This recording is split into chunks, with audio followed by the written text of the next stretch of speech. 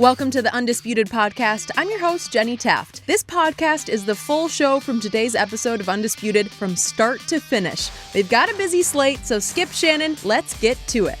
Happy Friday, everybody, and welcome into Undisputed Live from Los Angeles. I'm Jen Hale, here with Skip Bayless, Shannon Sharpe. Welcome back, to host the Emmys. Thank you, what? you. No, The Emmys? you ain't know that, Skip? Oh, did you tell her to say that? No, Skip. Am I right? Skip, I was Didn't trying. tell me, no. Skip, I was trying to keep this under wraps, but you know you got a big gig on Sunday. Really? Co-hosting the red carpet with Really? Jenny McCarthy and Kelly Osbourne. Are Yours you truly. really? Yeah. How did you rate that? You know. Boy, they're really reaching now. They reach it.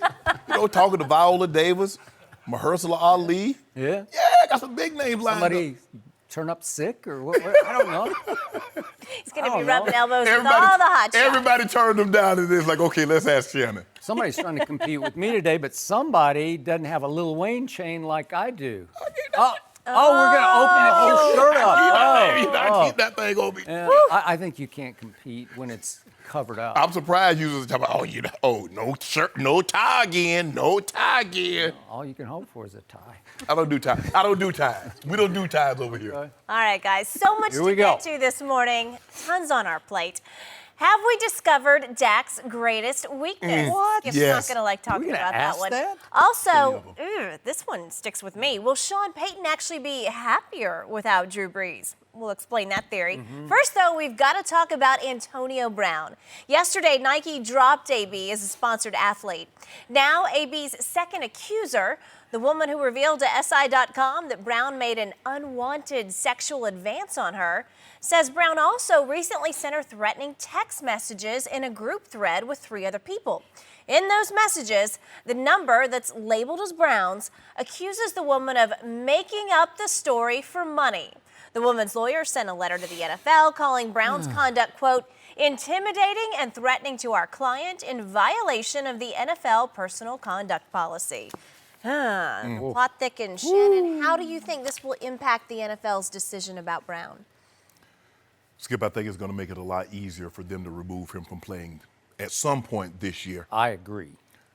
Skip, if you don't mind, let's take the Nike dropping him as an endorsee. I don't think anybody's surprised with that. We saw the helmet company, Zenith, do that last week. They did. I don't think anybody wants to be, even the allegation, even sometimes the mere mention of impropriety in situations like this, brands do not want their name associated with that player. Now, I think if these allegations were to be found untrue or just turns out to be just allegations, I believe maybe these brands would have come back to AB. But given what has transpired over the last 24 hours, Skip, I think that's highly unlikely now. Skip, AB has a problem. Either he does not think the rules are applicable to him, or he has a problem controlling himself. Agreed. What would make you think that by someone accuses you of doing something, and the way you want to go about and handle this situation, you elicit her in a group, you threaten her, I guess not threaten, but you put her in a group thread with some other people and going back and forth. Now, either 2 things are at play, Skip. Either he did not know he had included her in the group thread. By accident. Or he deliberately did that to let her know, I'm coming for you. Correct. Those are the only 2 things that are at play here. Yep. But if you notice, Skip, everyone else is replying, except who, Skip? The attorney. Because he knows I'm not about to lose my license. He was on there too. Yes. AB's attorney. I'm not about to get disbarred. Skip, that would be the equivalent. Let's just say for you and I, me and Skip, we robbed the bank. Wells Fargo right up here on the Avenue of the Stars. Now, our good friend, Jen Hale, is the branch manager. Hey, Skip, how much money we get from Wells Fargo? And we copy Jen, and Jen is in the group thread. That's what AB did. Does he not understand, Skip, that but there was method to this man. There would be no method to that madness, right? What good would that do? But this could do him, in his mind, some good to threaten, intimidate her into shrinking back and not coming after him. But guess what she did? She went right to her attorney. Her attorney got and sent it right to the NFL. Skip, if the general rule of thumb is that you're not to have contact. If somebody accuses you of something, you don't have contact with that person because anything that you do, they're going to look at it as you're threatening them or you're trying to intimidate a potential witness. Okay, but just for the record, she has made it clear to Sports Illustrated and then to the NFL, I seek no remuneration here. Right. I don't want any financial return here from him. I'm not seeking that. Right. So the point is you're threatening a witness who doesn't even want to be a witness, right? Like she doesn't want anything from you, so why wouldn't you just leave it be? Well, right? Skip, I don't know at this time, and so I don't know if that maybe that changes over time. Maybe she wasn't until he took it here. Because sometimes, Skip, you know what? I ain't got no problem. I'm gonna just leave well enough alone. But you keep bringing me into this fray. Ooh. I'm gonna give you something to get upset about. Skip, why would he do this? Well, I mean, look, leave well enough alone. You have something enough, a big heaping already on your plate. I would say. You don't need to add anything else to it. Skip, it's going to be hard-pressed for me to believe that another Tuesday will pass without the NFL having a face-to-face conversation with Antonio Brown. Yep. And rightfully so. I don't know what he's thinking, Skip. I don't know what he hoped to gain from this. Yep. Because right now you're radioactive. And the Patriots are doing a great job of shielding some of that radioactivity. They put you on the field, you're playing, they're winning, and they've done a great job. You had to answer questions yesterday of shielding you from the media because you didn't talk Sunday after the game. You didn't talk yesterday. Yeah, you did. You briefly did. Yeah, I'm talking about you didn't talk Wednesday. Right. You briefly talked yesterday. Yeah. So you'll be done today. You're not going to talk Saturday. No. Probably won't talk again Sunday. Yeah. So they've done a good job. But somehow you just feel, you just pull the tarp off and just let everybody like, okay, this is who I am. Skip, I don't get him.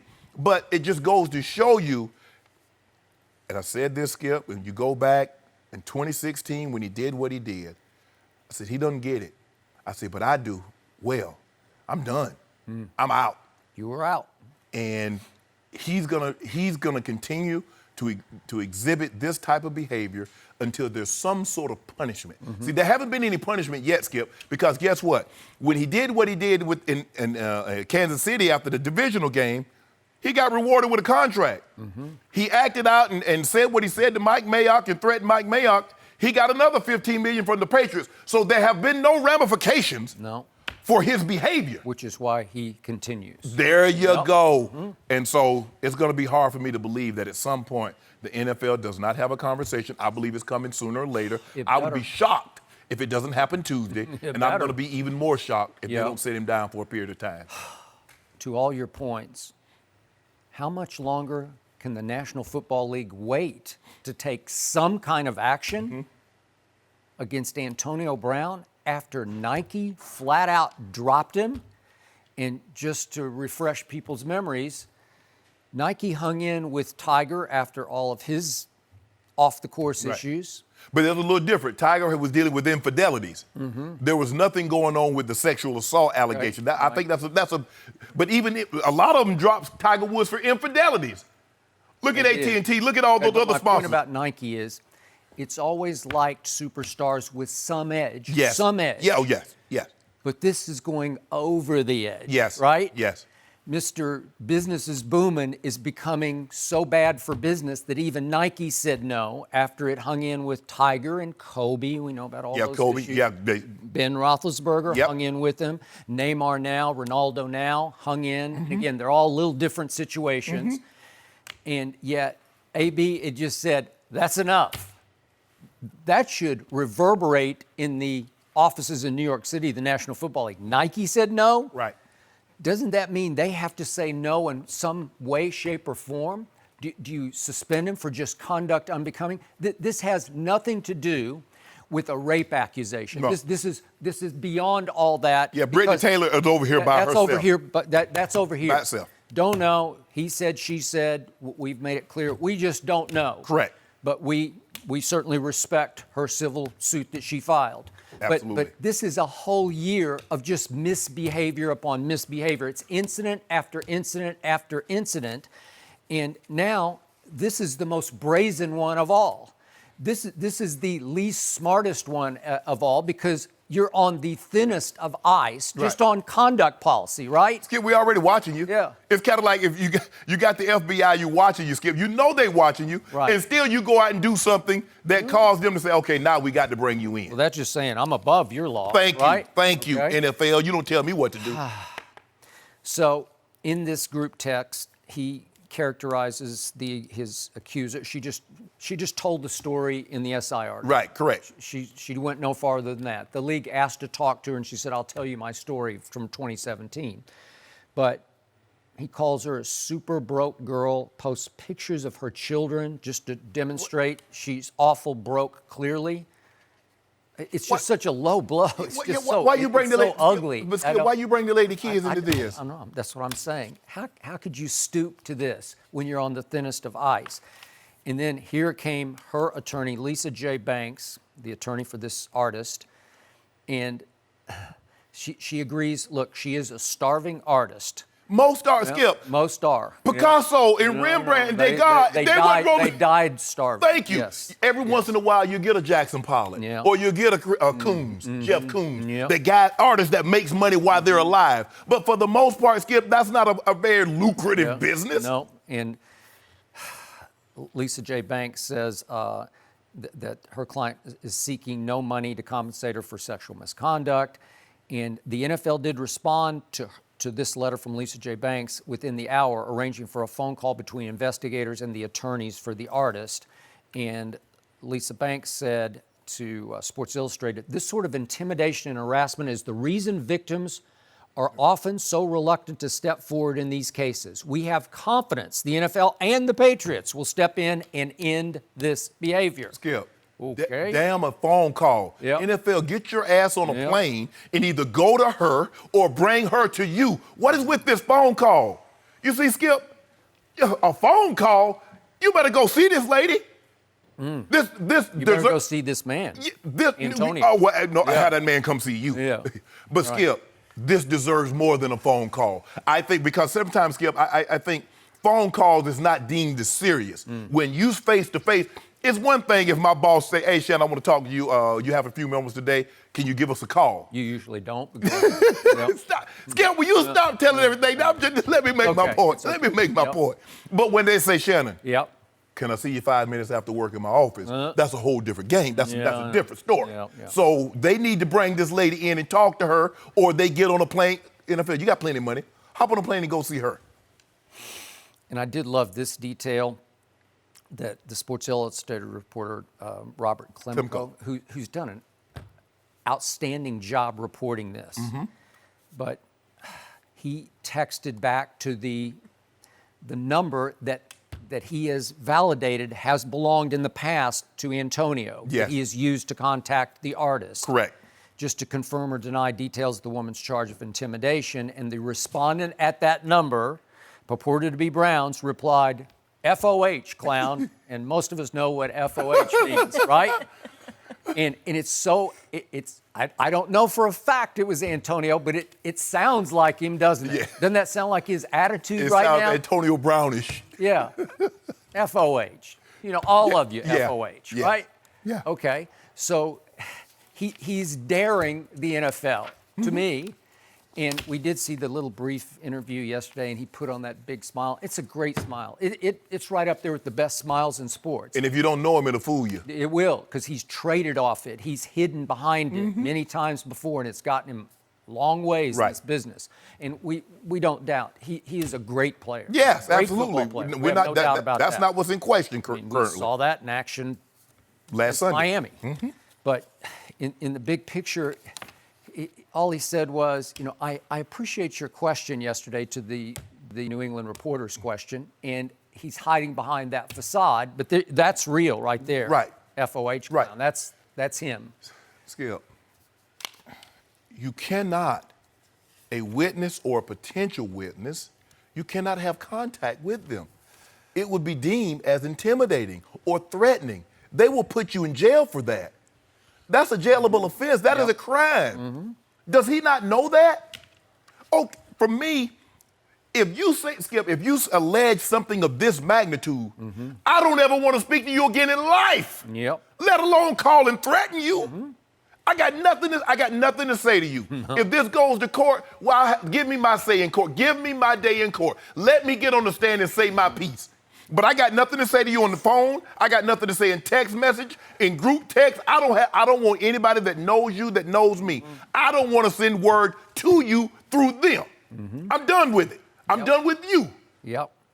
So just to sum up Antonio Brown's last 1 year of misconduct, let's start with the Robert Klemko, the first piece that he posted, and the sub-headline on it said, accusations range against AB from previously untold account of sexual misconduct, a charity auction theft, multiple domestic incidents, and a long list of unpaid debts. And then I've read this list before, but just to quickly hit the lowlights of this happened just in the last year. There was the lawsuit against him when, without regard for human life, quote unquote, said the lawsuit, he threw furniture from his 14th floor Miami condo, endangering a 22-month-old boy. An ottoman fell within 2 feet of him down at the swimming pool. That's a potentially lethal act. Well, yeah, he'd have been in jail for an extended period of time. I would say on that one. Then 2019 also, this is in January, he pushed Wiltrise Jackson, mother of his daughter, to the ground, both hands, when she asked him for some money to repay, I think it was a son's haircut. Yeah, haircut. Then he was caught driving in excess of 100 miles an hour in Ross Township, Pennsylvania, in Pittsburgh suburb. Found guilty of that when he failed to appear in court. And then he was sued by the chef who said at the Pro Bowl that AB stiffed him for $38,000 in meals over the Pro Bowl weekend. And then another personal trainer sued him for $7,000 worth of services that trainer said went unpaid. So then you mentioned the Mike Mayock. There was that was an NFL incident on the practice field in which he reportedly, AB, called Mike Mayock a cracker and wanted to fight him, threatened to punch him out in front of, I guess, most of the team was watching. And does this add up to conduct unbecoming? Is it? Yeah. Yeah, absolutely. I would say well, that's what Skip, he made it very easy for the Raiders to say, okay, this is conduct detrimental to the team. Yep. We're going to suspend. We're not going to suspend you, but we are going to put in here, this is conduct detrimental to the team, and this voids the guarantees that you were going to get. He couldn't stomach that because remember, Skip, when it was going to be wrote that he was going to be traded, he's like, if you got guaranteed money, have your team to call my agent, yada, yada, yada, yada. So that's the guarantees because, see, Skip, you get that guaranteed money, what you do? And this is what the NFL do.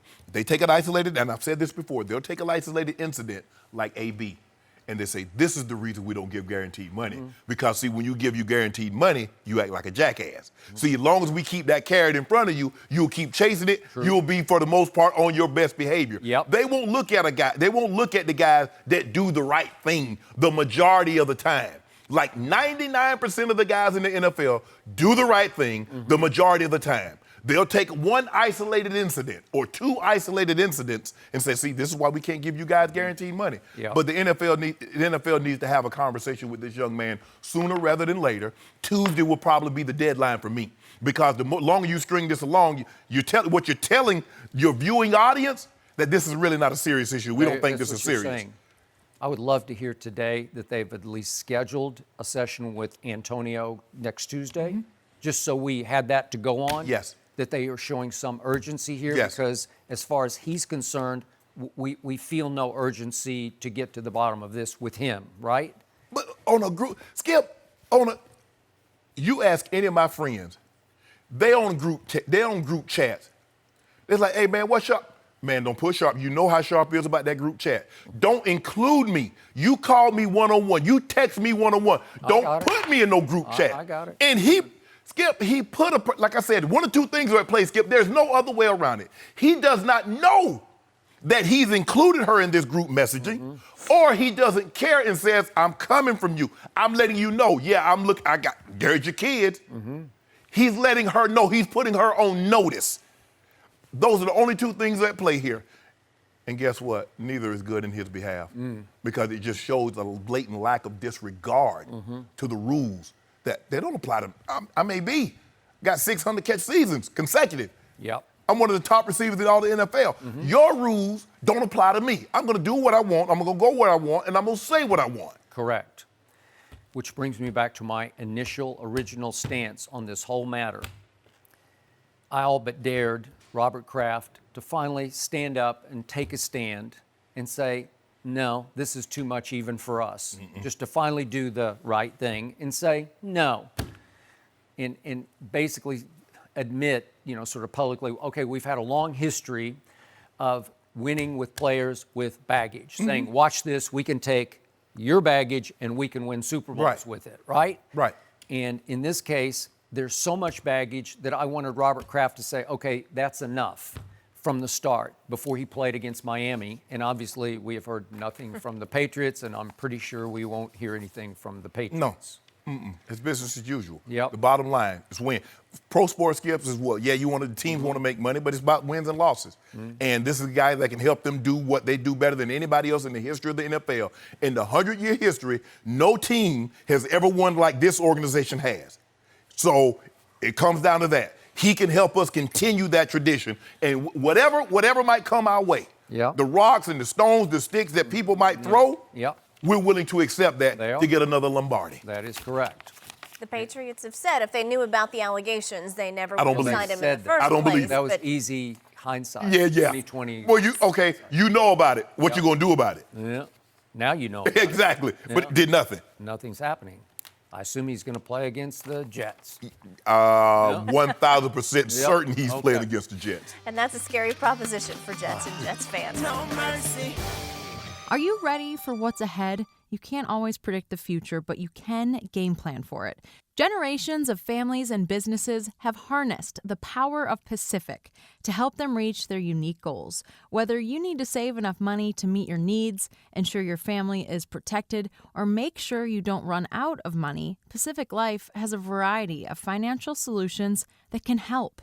Pacific Life counts more than half of the 100 largest U.S. companies as its clients and has been named one of the 2019 World's Most Ethical Companies by the Ethisphere Institute, protecting what matters most to people for 150 years and counting. That's the power of Pacific. Ask a financial professional about how Pacific Life can help you game plan for your future, or visit www.pacificlife.com. No mercy. Jaguars rookie quarterback Gardner Minshew had just over 200 passing yards and 2 touchdowns in the team's first win of the season last night. The rookie's been impressing folks since filling in for Nick Foles after the quarterback injured his collarbone week 1. On the other side of the ball, after reportedly requesting a trade from the team this week, quarterback Jalen Ramsey played, and oh boy did he play. He racked up 5 tackles and 1 forced fumble for Saxonville. A lot to unpack here. Shannon, is Gardner Minshew becoming a star? And how will this impact the decision on what happens with Jalen Ramsey? Skip, I don't believe the two are related. No? I think the thing is Gardner Minshew is a 6th-round draft pick, so there's a very low bar. It's not like he's a top 5 pick, Skip, and there's expectations of him coming in. I know everybody's hoping, especially in Jacksonville, we see the second coming of Tom Brady. And I was watching the game last night because there was nothing else to watch. I mean, I'm sorry. Our guys had it. For a while, I wasn't sure there was much to watch there. Yeah. And then it started to percolate. Think about it, Skip. You got Tennessee, Jacksonville, and it's raining. Yeah. Woo! Yeah. Boy, that's a trifecta that I don't believe that Jalen Ramsey issue has anything to do with whether or not he believes Gardner Minshew can be a star and can get this team heading in the right direction. I think Jalen Ramsey's situation is that he doesn't feel that he's been respected, especially by someone that's above Doug Marrone. That's what he said on that podcast. Yes, he made it abundantly clear. It got nothing to do with Doug Marrone. And so when you got a situation like it was after that incident, how he was treated by those upstairs. Upstairs, correct. Coughlin. Skip, he really, when you break it down in the simplest form, he's definitely not a Tom Coughlin type of a guy. Nope. He's a guy that's going to say what he wants to say. He's going to do what he wants to do. And I will bet you Tom Coughlin said what he wanted to say to him. Exactly. Right? And those two things do not mesh, because I can assure you the Tom Coughlin in Jacksonville, the first go around, was a lot different than the Tom Coughlin, the Giants, once he and Strahan had that talk. because everybody knows that they had a target and said, yeah, you can keep doing it your way, and you're going to keep getting the same results. Guys are tuning you out. Guys don't want to play for you. And for the most part, guys don't like you. So he changed somewhat, Skip. Okay. Gardner Minshew, he's played well. He made a couple of throws last night, Skip, that you're like, wow. Wow. The one to sideline to D.D. Westbrook, the touchdown to Chark, you're like, wow, those are big-time throws. But, Skip, I just want to hold off before I start throwing out bouquet of roses at him just yet, because I do believe as a sixth-round draft pick, there's not a whole lot of expectations. But could we see a situation where Nick Foles get Nick Foles? I'm just saying, Skip, I'm just throwing it. It's early. It's early. Are you saying Gardner Minshew will prove to be better than Nick Foles? There you go. I think you're edging in that direction. I'm not saying that, but he's caught fire like Nick Foles caught fire in Philly, and that's what we're seeing in Jacksonville. Let's give out the All-American kid. He has a mustache and looking like the Marlboro Man. He has a bandana, the Stars and Stripes bandana tied around his head, and he has a T-shirt on, and he seems like a common guy you want to go have a beer with. You know, beer make it bloat you. You don't want something, nice look. Yep. Nightcap, something like that, Skip. Okay. So I wouldn't know. You would. But no, Skip, I'm going to hold off on him being a star. I thought he played well. I thought he made some great throws, but it's only 3 games into the season. And he's won one of those games. So we'll see moving forward. He came close to winning the other one. Yeah. He's in a 2-point conversion at Texans. Well, I think the thing is, Skip, plus when he came in for Nick Foles in the first game, he was 22 or 25? But he had like some for 275. Right. 2 touchdowns. And so he can build, but we're going to see what's going to transpire moving forward. Now, the Titans didn't put a whole lot of resistance. I mean, Skip, I've seen enough. I know this we're not supposed to talk about. This is not the discussion, but I've seen enough of Marcus Mariota. I'm done. That's it. Just for the record, before that draft, I said no. I said I don't see it. I've seen enough. Oregon, I said no. I'm good. He still shot puts the ball, like he push passes. I don't know. He's had his moments. He's actually been a little better than I thought he would be. But when push comes to shove, they'll go win a game they shouldn't. They go up to Cleveland and just dismantle the Browns on opening day. Or they go to the Cowboys and dismantle the Cowboys on a Monday night. Before Amari, but that's a whole nother issue. And then they lose at home to the Colts, and then they go on the road in Jacksonville with a backup. And you just can't. There's no consistency. Yeah, and they have a very good defense. Yeah, yes. Yeah. But you can't leave them. You can't leave them out there. No. And the thing is, Skip, they had to. Before I let you go, the Titans had the ball for almost 38 minutes, and got 7 points to show for that. 38 minutes? There's only 60 minutes in a football game. Yep. And you dominated the time of possession, and you got 7. Yep. Okay. So there are several levels to this development in Jacksonville that could have ramifications around the league, maybe all the way to Kansas City, given Jalen Ramsey's potential trade. So what do I think of Gardner Minshew? I saw just a little bit of his mop-up against Kansas City when Nick Foles got hurt, obviously. Mildly impressed. Right. And then I watched a good bit of the Texans. I was more impressed. Right. And last night, I was very impressed. Okay. Because Tennessee's pretty good on defense. Ask Baker Mayfield. Ask him. Ask Dak Prescott last year. Yeah. So the point is, here's what I'm seeing. I see the un-Carson Wentz, the anti-Carson Wentz. Carson Wentz, my issue with him is he's obviously a talented young man, big strapping young man, but he tries to wind up and throw every pass through that brick wall. I'm going to huff and puff and throw that pass through the brick wall with all my might. This kid is the opposite. This kid was born with a knack for playing quarterback, a feel for playing quarterback. He does not have a cannon. He has just an okay arm, a good enough arm to win in the NFL if you have a feel for playing the position. So he's Prescottian, huh? No. Oh, okay. Dak's got a much bigger arm. Oh, you are much bigger. Yeah. Oh, really? Yeah, much You make it bigger. seem like he got a homeboy arm. Well, it's not there. I'll give you that, but it's better than this kid's arm. I because wouldn't say that. This is all touch and anticipation and okay. My receiver's got a half a step going toward the goal line. I'm going to drop this one down the chimney where only he can catch it. Oh, so that's way better than Dak. Dak can't do that. Yeah, okay. Well, we'll see. But Carson Wentz is, watch this. I'm going to stand in here until my guy gets open deep. Boom! Gets hit. This guy will not get hit like that in the pocket. Oh, no, he takes off. And what does Mike Leach, what did he always say about him? He has the best pocket presence of any quarterback I've coached, and he's coached a lot of pretty good ones, obviously, over the time at Texas Tech and Washington State. It's his offense. It's always, did the offense make him or did he make the offense go? And in this case, he's good enough to be a starter in this league. Now, my issue is I am a Nick Foles believer. You're not. But I just look at Nick Foles, even in the regular season, in the games he started, he's 69 touchdowns to 33 interceptions. And he simply took over the playoffs the last 2 years. Not 1 year, 2 years. You know what he did 2 years ago, heading towards Super Bowl MVP? Yep. And then he goes up and wins at Chicago. I know he needed a double doink kick, but then he goes to New Orleans, and you know this one, and he had them in position until he hit Alshon right in the hands, and it went right through his hands to Marshawn Lattimore and ended that game. But he had them in position to do it again. Yep.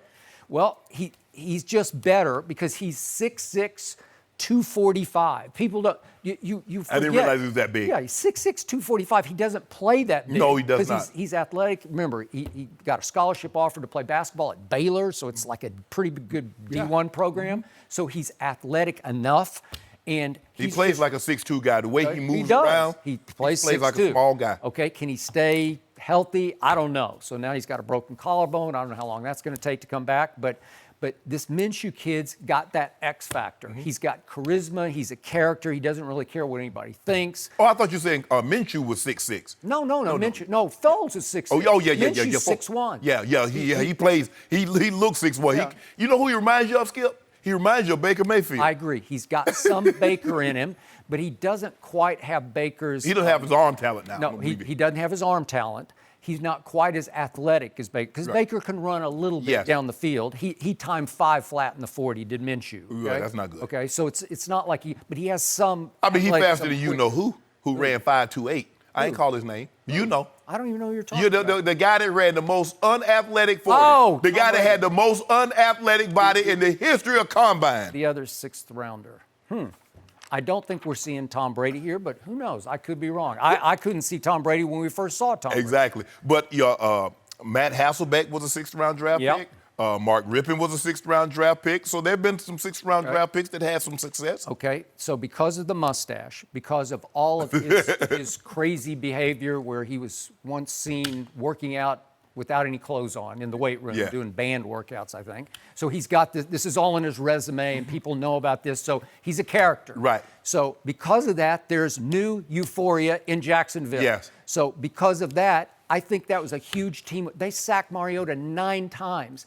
Calais Campbell had impact on that game, wreaked havoc in that game the way people keep telling me Aaron Donald does, and I never see it. Did you see Calais last night? I did see Calais. I mean, did he not just take over your TV screen? He owned the game, right? Yes. They could not block Calais Campbell. They couldn't block anybody. Okay, well, whatever, but he just took the game over. So all of a sudden, new euphoria. Is it possible Jalen wakes up this morning and says, God, that was fun last night? Skip, he knows what his defense is capable of doing. But he also knows that somebody upstairs disrespected him. How do I reconcile? The bridge burned by probably Tom Coughlin. I don't know. And Skip, look, I think Jalen has wanted to exit there for an extended period of time. He's made noise. He has. He talks about the extension, wanting the extension. They seem to be very, very slow to act. Tom Coughlin likes things his way. Tom Coughlin is from a military background. Is he? His structure is everything with him. If you're 5 minutes early, you're late. Yep. You need to be 10 minutes early. I agree. And yet, bottom line to the euphoria last night is Jalen Ramsey, perhaps distracted, perhaps a little disheartened. I didn't think he played very well. He didn't. Right? He didn't. In fact, he got beaten by some guy named Sharpe. Oh, you already know what time it was. What's his name? Tajay Sharpe? Yeah. Is he a distant relative? I don't think so. Look at this. This is Jalen Ramsey. Dion in his day, he would have put that ball in his back pocket. Well, first of all, pocket. Skip, if we go back to the beginning, the mistake that he makes, he's in a press position. Yeah, he was. And I tell him, let him get under inside. If you open the door, flies come in your house. If you're in a press position, put hands on him. If you're not, back up off him. Okay, was he not completely invested in the game last night? Was he not locked in the way he usually is? Because only 3 times in his career has he given up more than 100 yards, and last night was one of them. Right. And you can't, but Skip, those are the guys that get you. You know why? Because you underestimate them. Maybe. he goes Shannon against Sharpe, by the way, was a 5th-round pick in 2016 out of UMass. Skip. So I don't know that Jalen was No. saying, I got to shut him down, right? But you watched Jalen Ramsey the week before against D-Hop. You know, he was in. He knows D-Hop can embarrass him. He knows Julio can embarrass him. Yep. AB, he knows those guys. He's like, man, this guy. I'm telling you, I agree. You're right. I made that mistake. Man, look, man, this guy. Then I lead the game with 3 catches for 18 yards. I say I'd never make that mistake again. I say you respect everyone, you underestimate no one, and you'll be okay. But you got to realize now, even though they might not have the name, they're in the NFL for a reason. That's true. So Adam Schefter, reporter on ESPN, that one team actually called the league office a couple days back to say, hey, if we trade for Jalen Ramsey, is it possible he could play Thursday night for Jacksonville and Sunday for us? And the league said, nope, that's against the rules. You can only play 1 game per week. That's a lie. Okay. What about these Sunday, Thursday games? Well, you can make that case. What's the difference? Okay. What's the difference, Skip? Okay. I guess that qualifies as 2 in 1 week, although they're going to say, well, then you get, right. 10 days or whatever, you get an off. 10 days off to recover. But you play on Sunday, then turn around and play on Thursday. Okay. You get 10 days off before you play another game. Okay. But if you play Thursday night, you get Friday, Saturdays. Okay, well, obviously that report would indicate somebody was imminently trying to trade for Jalen, like it's on the front burner. Right. Like we're ready to go here if we can go. And you see the teams that are interested, obviously Kansas City, the Eagles, the Raiders, I guess, are interested. But you know what, Skip? This is the kind of deal. Guess who will get Jalen Ramsey? The Patriots. No. And then I ain't watching TV. I'm not watching TV anymore. I told you what I thought of him. I still say he has become more trouble than he's worth. Obviously talented, but I'm not buying. So if you want your Chiefs to have him, your homeboy, good luck. I want him. Good luck. I want him. Yeah, because you guaranteed a couple of days ago on this show they would become prohibitive favorites to win it all with Jalen Ramsey. I'll take that. This is what we do. See, everybody thinks that we're going to put him on AB. That's not what we'll do. Okay. We'll put him on Josh Gordon. And then we'll roll coverage to AB. And we'll let Honey Badger do what he does, him and Edelman. Y'all fight it out. Okay, well, at the rate AB is going, he'll be on Josh Gordon because there'll be no AB. Right? The league's going to take care of that one for you. No mercy. Do you have a favorite NFL team or player? Think about how much better they must play and recover after high-quality sleep. More than 1,800 NFL players are now sleeping on Sleep Number beds. Sleep Number beds allow you to adjust on each side to your ideal firmness, comfort, and support. The Sleep Number 360 smart bed senses your movements and automatically adjusts to keep you sleeping comfortably through the night. With Sleep IQ technology inside the bed, it tracks how you're sleeping so you can know every morning how well you've slept, plus gain insights for your best sleep. Experience the smart, effortless comfort of the Sleep Number 360 smart bed. Find your competitive edge with proven quality sleep from $999. Sleep Number is the official sleep and wellness partner of the NFL. You'll only find Sleep Number at one of their 575 Sleep Number stores nationwide. Find the one nearest you at sleepnumber.com/cadence. No mercy. Tom Brady and the Patriots hosting the winless Jets. The Patriots are a whopping 22-point favorite at home against the Jets this weekend. That's according to Fox Bet. Patriots have outscored opponents 76-3 through just 2 games this season. And that's not the only huge spread. The Cowboys also 22.5-point favorites against the Dolphins this Sunday. Shannon, big spreads. Who covers and by how much? Both. Easily. Both of them covering. Shannon Sharpe says easily.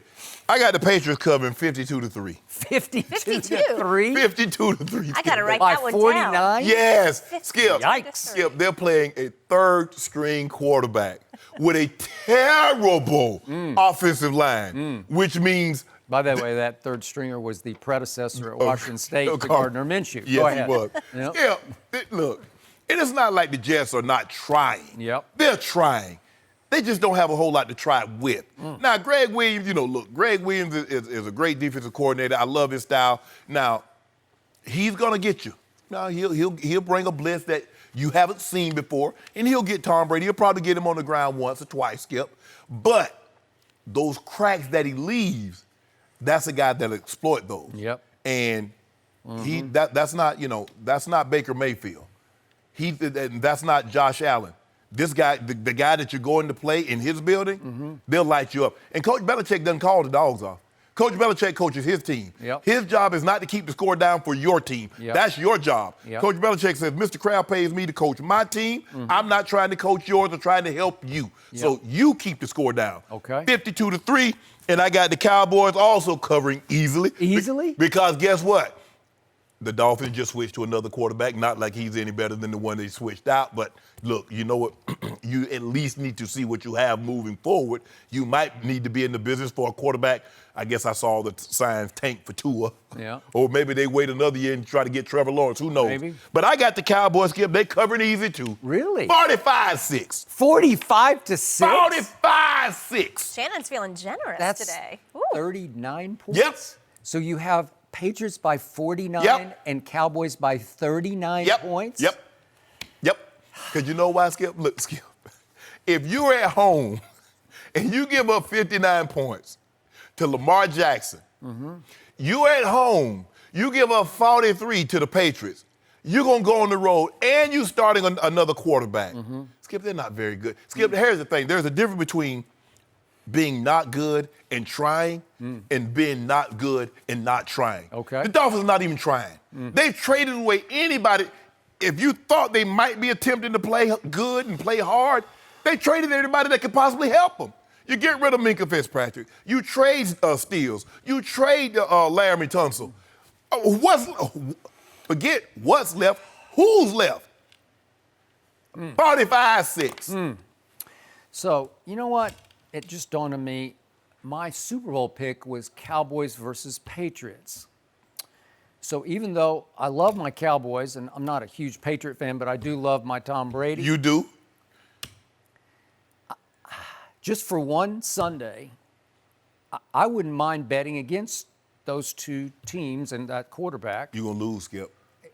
Give me 38 in Dallas, and No. I'll take the Dolphins. 38. No. You just said they're going to win by 39. Nope. 38. No. I'll do it right now. No. 38. No. Okay. Give me 48 in the Jets. No. 48. No. Well, you just said easily. Easily, covered easily. Well, put your do where your mouth is. But Skip, Put your do where I'd your mouth take is. that. Skip, Yeah, Skip. come on. Skip. That's my line. Vegas only gave him 22 and 22 and a half. Okay. But the mere fact, Skip, you ain't never seen three, like you said. It was the strike season, and when the strike season happened, 1987. but It was San because Francisco, the Joe Stars had Montana- walked the picket line to play against what they called scabs. I hate Right. that term, but that's, you know. But San Francisco Yeah. had Joe Montana and Jerry Rice, and the team they were playing against did not. Had replacement players. Exactly. Yes. So that's why. And the Cowboys, those guys had come back. Randy, I ain't gonna say no names, but you know who they were. There was a The big, Parade, Star parade. Yes. Walk the picket line. Yes, they absolutely. Yep. And I also sat there in the press box at Old Texas Stadium and watched Joe Gibbs with pure replacement players beat the Cowboys on Monday Night Football with their stars back. You believe in that? Okay. So this is the flip side of that. This is, you're saying easily. And that's actually what's called Washington won the Super Bowl that year. They did once they got their players back. Theismann, Riggins. Yep. Okay. Or no, that was earlier. That was the earlier one. Yeah, that It was just 80. Theismann, yeah. That was 82. Yeah. Okay. So back to this. I'm going to start with my Dallas Cowboys. Timmy Smith was a running back Yeah, there in he was. 2005 He against was. the Broncos. Yep. Okay. I do not believe my Cowboys will cover 22.5 points. That's historic. That's outrageously wrong in the National Football League, and I hear what you just said. But you about said they're their historically back- good with Who? Dak and I didn't say they're Amari. historically good. I just said they're going to win the NFC. Does that mean they're historically good? Well, if they're going to win the NFC, and that's one of the worst teams in the AFC, Okay. Too many injuries. Too much of a letdown after two big wins over two division rivals. Whether you think so or not, in that locker room, they don't like the Giants and they really don't like the Redskins. So it's going to be a little bit of a letdown after those two games. And they will be looking ahead on Sunday to the next Sunday when the season, quote unquote, starts at New Orleans. And I don't care whether it's Teddy Bridgewater or Taysom Hill. And we're going to talk about this in just a few minutes. Yep. the Saints are still a loaded, very good football team. They have a good defense, and as Jen well knows, because she's there often and she lives in New Orleans, it's a hard place to win a football game in that Superdome. So, again, they might be looking ahead to at New Orleans, and then the following Sunday, Aaron Rodgers visits Jerry World. Yeah, it's a hard place to win a game when Drew Brees playing. Okay. Well, they got beat last year. Remember Teddy Bridgewater started the last game? Yeah. They caught the L. Okay. And did that matter? No, it but didn't that's my point, though. It's the tough place when Drew's under center. Okay, so we know about the injuries. There's no Michael Gallup. There's no Tavon Austin, probably. He's still in concussion protocol, so you're down 2 receivers, and you're down 2 Woods on defense. You're not out of the woods. Well, Miami's down 46 players. Well, wait a second. You don't have Antoine Woods, who's the anchor of their defensive line, and you don't have Xavier Woods, who's the best of the 2 safeties on the backside of the defense. And there's no Tyrone Crawford in the defensive line. He had a sack last week. So how do you get up for this game? Easy. I don't know. So I'm going to call it 34-14 because I keep telling you my defense keeps scaring me. I haven't seen it come together and gel and click. Skip, they haven't seen it yet. Skip, they've only scored 7 points. How are they going to get 14? Josh Rose, I don't know. There'll be a garbage touchdown. You know, this is, you talk about backdoor covers. If they score 14, and my defense is highly capable of giving up 14 points. They got Devontae Parker. He's pretty good. If they get back 14, okay, so what? 40-14. 34-14. They I get got more than the, that. now the Skip, they Patriots scored 31 against Washington. Okay, but here's the flip. They're not going to be ready for this. They don't hate Miami. They have no history with Miami except what they gave Miami. Do you remember that Thanksgiving Day game when Leon gave them the football game on the blocked kick? I do. You Remember this? I in do. The snow? Yep. It actually snowed in Dallas, Texas on Thanksgiving, which was impossible. And Leon gave them, he literally just sort of handed them the football game, right? Yep. Okay, so that's the only history with Miami, and the kids in this locker room have no idea about that because there's no animosity, there's no rivalry. The Patriots hate the Dolphins because Tom Brady was 7-10 going to Miami. That was his record in Miami, and they got victimized by the Miami Miracle just a year ago. Right. So you don't think they go down there to say, let's rub it in? Tom Brady played late into that game, late in the fourth quarter. And okay, he's going to play even later into this game. By the way, I will also remind you that game was only 13-0 midway third quarter. 13-0, and 2 pick sixes happened. Yep. So you got a big break there if you gave the points, because it's hard to get that many if they score any. But again, Miami didn't score any. Right. Yeah. So if they're going to be challenged to score against your team. I'm going to say that the Jets find some garbage touchdown way to score 7. But I also think Tom Brady will hang 40 on the Jets because they hate the Jets. Yes. It's another division rival. Yes. And they will take every opportunity to, so to speak, step on their neck. Yes. You know, like rub it in, rub their noses in it. They don't like Greg Williams. They don't like, they're going to try to exact their pound of flesh. Because a lot of how we perceive New England is because of what transpired with the Jets turning state's evidence against them. Okay. They was up there like 6'9". They were like Tekashi 6'9" up there giving up interview. Okay. Testimony. Okay, so how are the Cowboys going to get up? They're going to go on the field and look at the Dolphins in uniforms like, we don't even know who these guys are. They know. Okay? Yeah. No, they don't. Oh, you going to see, Skip. Yeah. Well, you must really believe in my offense. 45. Whew, wow. Really? Yep. Okay, well, give me 38 and 48, and I'll take them. Nope. Nope. Why not? Take that? I'm not betting against myself. I want to be this. I'm going to get this one right, and then I'm going to be able to come out here Monday and say, I told you so, Skip. Really? Yeah. Well, put your due on it. I don't want to, like you tell me, I want to jinx it. You have no courage of your I got conviction. plenty of courage. Skip, I got courage. I just told you what the score is going to be. Okay, well, then back it up. I'll back it up. I'll take those points. I mean, 33. You're outrageously too high. But think about it, Skip. I should have went 53 because you see they went 33, 43, and they're going up by 10 increments of 10. Okay. They're What going did you go to? I went 50, 49? 52 to 3. 52 to 3? Yeah. 49 and 39. Okay. Just give me 40. I'll take 47. Nope. Okay. 47 points. Nope. That's a pretty easy cover, right? I would take that. Yeah. Okay. All right, Okay. so You Shannon's- have no courage of conviction. Next question. Shannon's expanding the margins. Skip is shrinking Skip, there's them. a real chance the Dolphins go 0. 0. I think my defense hasn't arrived yet. It might, somewhere along the line. Well, Not yet. If D-Law don't get a couple of sacks this game, Skip, I don't know. Well, He came up all zeros against the Redskins. Nothing, nothing, nothing, nothing, nothing. No tackles, no pressures, no nothing. Okay? You'll be right this week. Okay. Josh Rosen getting the start for the Dolphins over Fitzmagic. We'll see if that makes any difference. No mercy. Tom Brady not so impressed by last night's abundance of penalties, and he let everyone know about it. During the first half, the quarterback tweeted, "Too many penalties, just let us play. Plus, I'm turning off this game. I can't watch these ridiculous penalties anymore." Actually, there were 15 penalties just in the first half alone last night. Shannon, were you surprised, though, that Brady went out on a limb kind of and tweeted this? Yeah, I'm surprised him.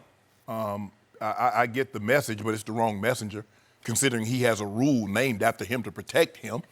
The NFL said they're going to place an emphasis on offensive holding. Skip, offensive holding has been in since the institution of the rule book in the NFL that goes back 100 years. They're saying they're going to put an emphasis on it. It's just like the illegal contact. Skip, the illegal contact has always been in, but what does the NFL says? We're going to place an emphasis.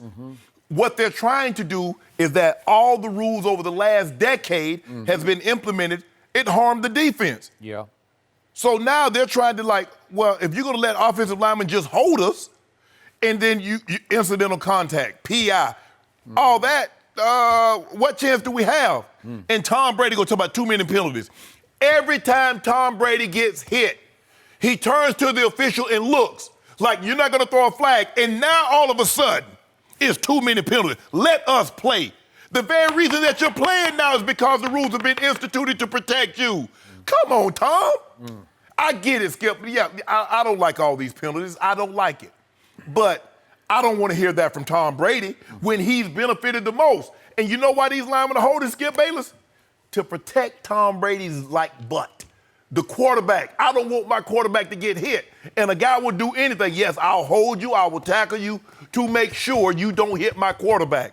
But for Tom Brady, the guy that's benefited the most from these rules that they do have to protect the quarterback, he's complaining, let us play. The reason why you're playing is because they won't let them play. So, Mr. Sharpe, for once, you got me. For once. I cannot defend my man, Tom Brady.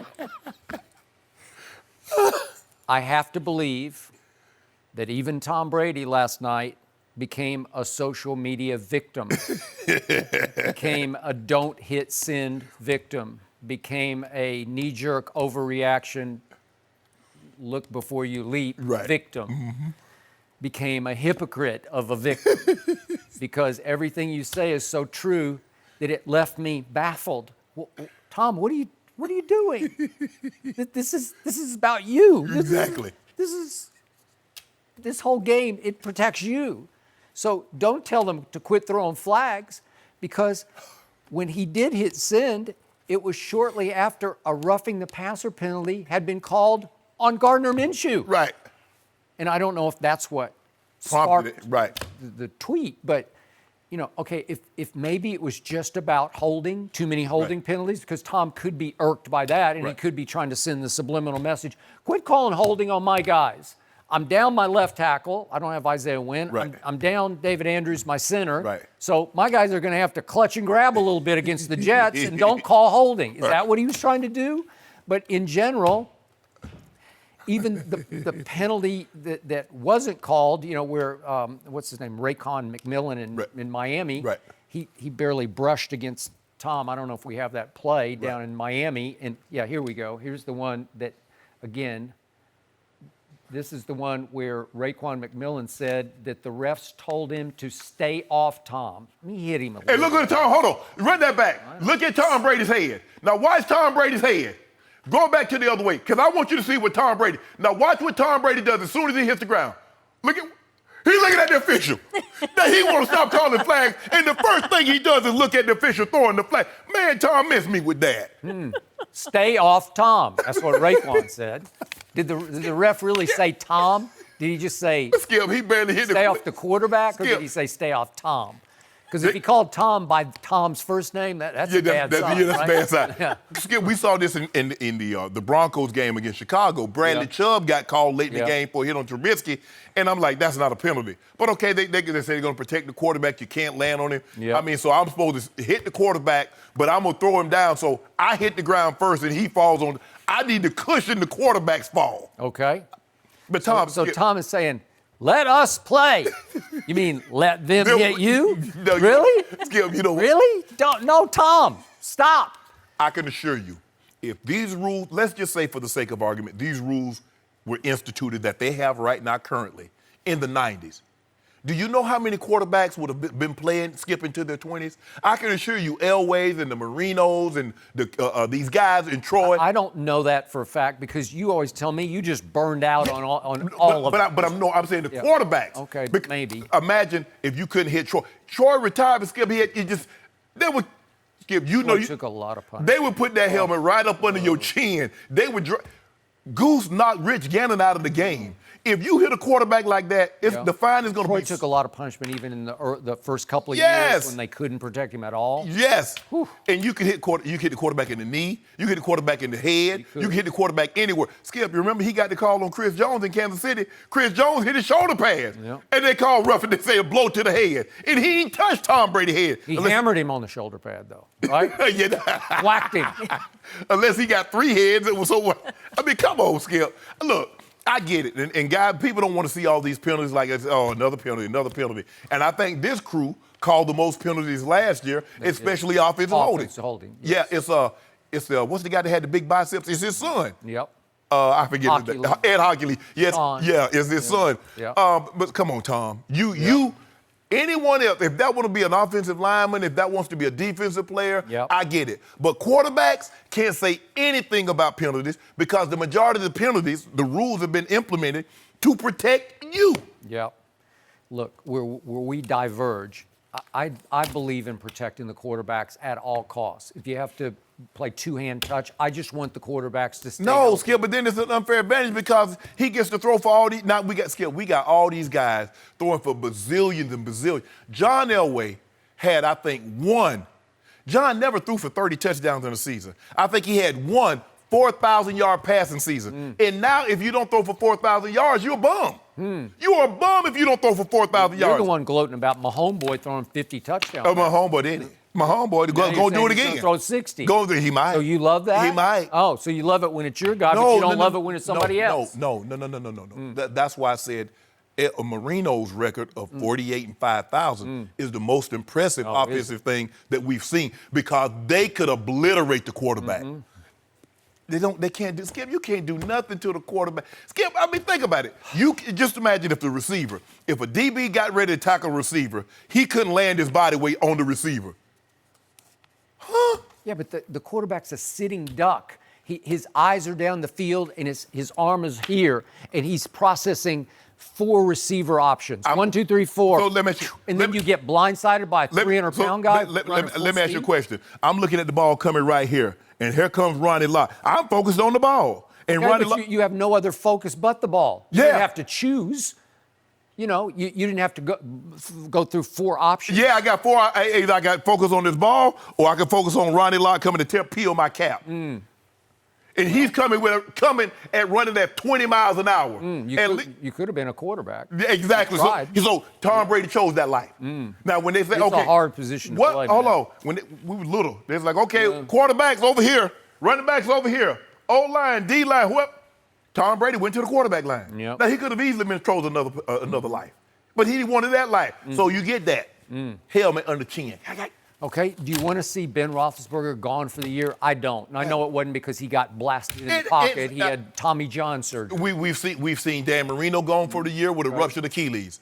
Nobody touched him. It just went to plant and it popped. We've seen Joe Montana. Did you love 2008 when Tom Brady's gone for the year? Yeah, as football, guess what? At some point in time, Tom Brady can play till he's 60. But at some point in time, the NFL is going to have a season and Tom Brady's not going to start it. There's going to be a time. You know what the NFL went on with no Peyton Manning? Okay. How did they survive without Peyton Manning? But okay, now we don't have Drew Brees or Ben Roethlisberger. Okay. You love that? I don't. Let me ask you a question. That's called bad for business. Has Fox said anything about their ratings? You heard anybody say anything? Ratings is dipped. I haven't. People still watching football. Well, I know they will, but it's going to take a little luster off some games that are coming up. Trust me. Yeah, of course. Yeah. I mean, it happens. It's okay. When NFC teams play the Pittsburgh Steelers on Fox, it's going to take a little luster off. But they'll be okay. It's still the Steelers. Okay, They're going to well, I watch it because hope it's the Steelers. Yeah. Okay. Do I want to watch Teddy Bridgewater or Drew Brees? I think I'll take Drew Brees. So let me ask you a Just question. me? When Drew Brees retires, so what? You're not gonna. So no one's watching the Patriots. Now I want to make sure, Patriots fans, y'all still sell out the stadium. I want you to still say we, and all this when Tom Brady leaves. Well, I want that you should have same tacked energy. on when he retires next year, because that's your prediction. When he leaves that year, Coach Next, Belichick. Coach you're gonna Belichick. send him out the back door. Coach Belichick. Yeah. Okay. Jared Stidham next year. Stidham! Yeah, I can't wait. Yeah, I'll hey, be watching. Hold on. If they win, don't you care about winning? Yeah. If they win in games, I mean, what's the difference when they win with Tom Brady or Jared Stidham? Well, Tom will go win a Super Bowl elsewhere. Oh, you think so? Yeah, I do. Without Coach Belichick? Yep. It ain't happening. Well, we'll it see ain't about happening. that. It ain't happening, Skip. Okay. We'll see. Skip, it's not happening. Sorry. I mean, there could be no Ginger without Fred. There could be no Fred without Ginger. Ginger? Yeah, Ginger Rogers. Oh, Ginger. Oh, I didn't know what you... Fred Astaire. I thought you were doing Gilligan's No, Island. no, no, no. All right, points to Shannon. Defensive players across the country this morning applauding you for that one. No mercy. Yesterday, Nike dropped Antonio Brown as a sponsored athlete. Now, AB's second accuser, the woman who revealed to SI.com that Brown made an unwanted sexual advance on her, says Brown recently sent her threatening messages in a group text thread with 3 other people. The woman's attorney sent a letter to the NFL calling Brown's conduct, quote, intimidating and threatening to our client in violation of the NFL personal conduct policy. We welcome in Fox Sports contributor Rob Parker. Good morning. What's Good happening? morning. Good morning. Good morning. All right, lots of accusations, no convictions though yet. How do you think this new information is going to impact the NFL's decision? That's a good question on how they played this. Obviously, it's not smart for AB. I mean, just let your lawyers handle this stuff. Stay away from it because you can't win. There's no win even if you're getting back. The only thing I thought was strange was that it was a group text with other people. Do you know what I mean? Usually if you're trying to threaten somebody, you don't want other people to be a part of the text. So I thought that was strange, that there was 3 or 4 people on the text, including his lawyer, right? Yeah, but you noticed other people responded, but his lawyer didn't. Right, no, because his lawyer's smart. Yeah, exactly. So, by the way, is it possible her number was included by accident? Is it possible? It is certainly possible. It just seemed weird, that there would be that. And I guess my only tale here is, yes, there's so much stuff out here. Every day there's a new story and something else. Yep. And I know people are like, okay, enough already, and they use one thing to pile on another thing and another thing and another thing. I just say, be careful. That's my thing. Be careful because somebody did something a year ago or whatever doesn't mean he did this. Right. Just be careful. And Skip, you covered the Cowboys and Michael Irvin, and you know what he went through. And the one example that taught me as a young reporter when I was starting out was the Michael Irvin case back in 1997. And I don't know if you remember this. I do. But there was a woman who said that Michael Irvin held a gun to her head and all kinds of stuff. Just a bad situation. But the bottom line is Dave Anderson, the late, great Dave Anderson, was a columnist for the New York Times. He was a great one. Wrote a column saying Jerry Jones should get rid of Michael Irvin. He bought into the woman because of what Michael had done previously and other stuff. And then the short story is, she admitted that she made up the entire story. It was not true, and she wound up doing 3 months in jail. So my only tale is be careful to rush to judgment. The NFL needs to investigate, look into all of this, and then act accordingly. Right. But I think people need to be careful not to just every time something comes up, automatically assume that it's true. Well, for me, what I did with this situation is that I said Brittany Taylor, I said this is separate. Yep. And I dealt with the issue with the lady, the painter that was in the SI article. I dealt with this on its face by itself. I don't care what he did in Pittsburgh. And I was first, and Skip and I we were very first to say, his act in Pittsburgh, the way he behaved in Pittsburgh, the way he behaved in Oakland, doesn't necessarily mean that what she's alleging that he did is true. In the civil suit. In the civil exactly. suit. I'm good. I'm going to judge each act on its own merits. Good point. In this situation here, For me, if she's making this up, if someone says, well, you did this to me, I don't want to talk to you, Rob. I got nothing else to say to you, and I'm not going to threaten you because there's a reason why you're not supposed to have contact with a witness or a potential witness, because can be conceived if you're trying to influence, you're trying to intimidate them, and you go to jail for that. That's another thing you can go to jail for. So why? I said earlier, one or two things are at play. Either he did this on mistake and he had this group chat and didn't know he had included her number, or he's like, yeah, I know, hey, here's the kids. I want you to know that I'm coming for you because what you do, I think what you're saying is a lie. I agree, Rob. And I said to Skip and I was talking about this earlier. That's what you got a lawyer for. Right. I ain't got nothing to say to you. If you want to file a suit, file a suit. I'll talk to you in court. But until then, miss me with everything you're saying. I'll have my day in court. 100%. I'll get my opportunity. But I am not going to put myself in jeopardy. I'm not going to put myself in harm's way, Skip, by sending these threatening messages. Yep. Because it's hard to get away from that, Rob. It's hard well, I just wanted to show a picture of her kids because I thought her kids were not. Really? No. No, bruh. This is, Brittany Taylor aside, this is where he has the most legal jeopardy right now with the NFL because this is something they can prove. You did this, even after you knew. Now, my only question would be with the NFL and the slippery slope. Okay, he sent those texts out. What happens if they find out that it's not credible? Okay. But the Sports Illustrated. No, I'm asking you. I see what you're saying. Yes. Robert Klemko went to lengths to validate and authenticate. We had him on the radio show. I got it. He's done an outstanding job on this story, and I think he pretty much nailed it down last night in his second story. And he would be putting himself in huge jeopardy. Now, anything that he writes, you get called into question if he were to do this. And her. Well, you know what, Skip? Rob, I hope it's not right. I hope she made it up. For AB's sake. For AB's sake, right. Man, this is just me. But the NFL is now on an even hotter seat than AB is on because I just keep waiting for them to take some kind of action, and we still have not heard they have even scheduled an interview session with Antonio Brown. And just as a football fan, I need that. I need to know that next Tuesday he's going to be in New York City and he's going to be interviewed. Not interrogated, just interviewed. So that they get his side of that story. Right. Starting with the civil suit side.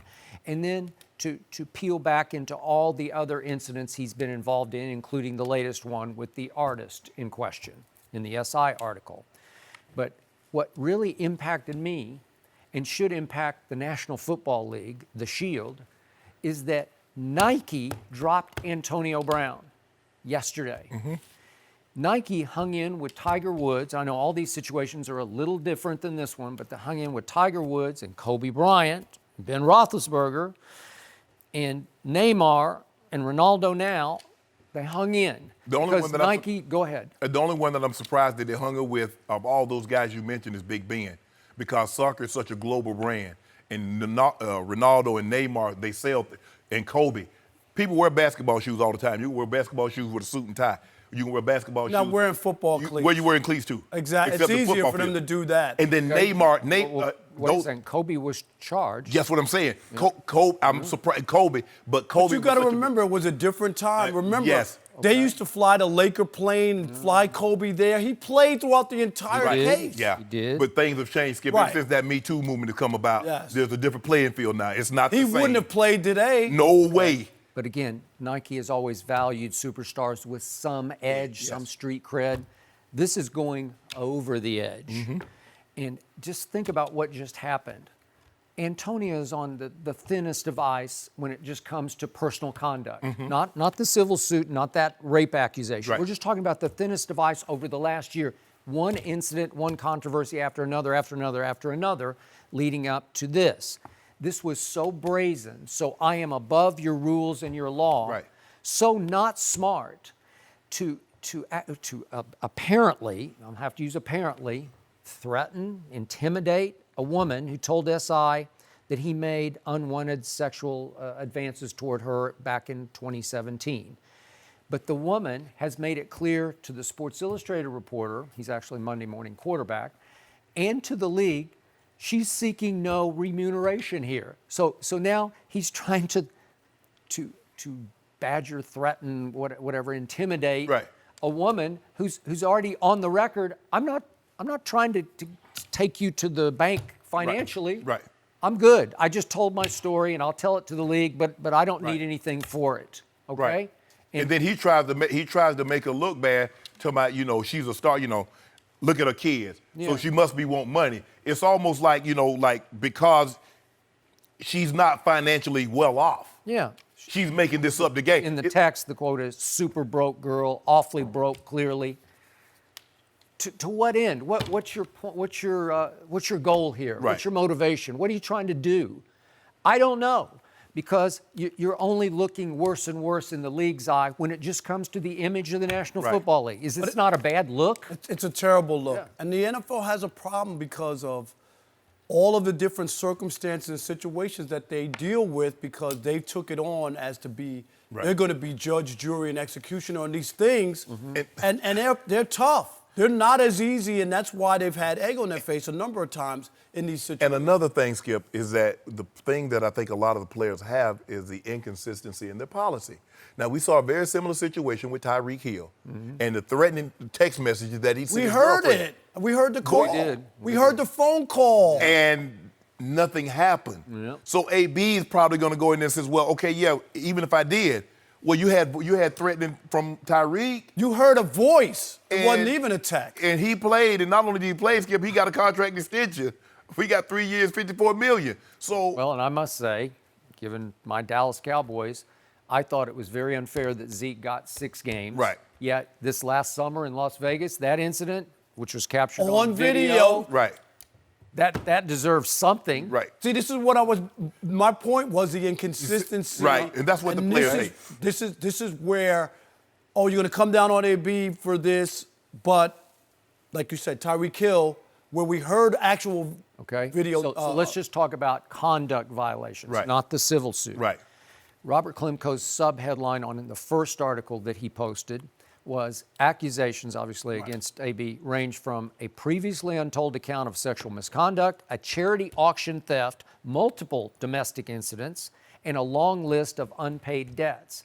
And I've gone over the whole past year, and it's one incident after another, starting with he threw furniture in a fit of anger off his 14th floor balcony that endangered a 22-month-old boy sitting at the pool because the ottoman fell within 2 feet of him.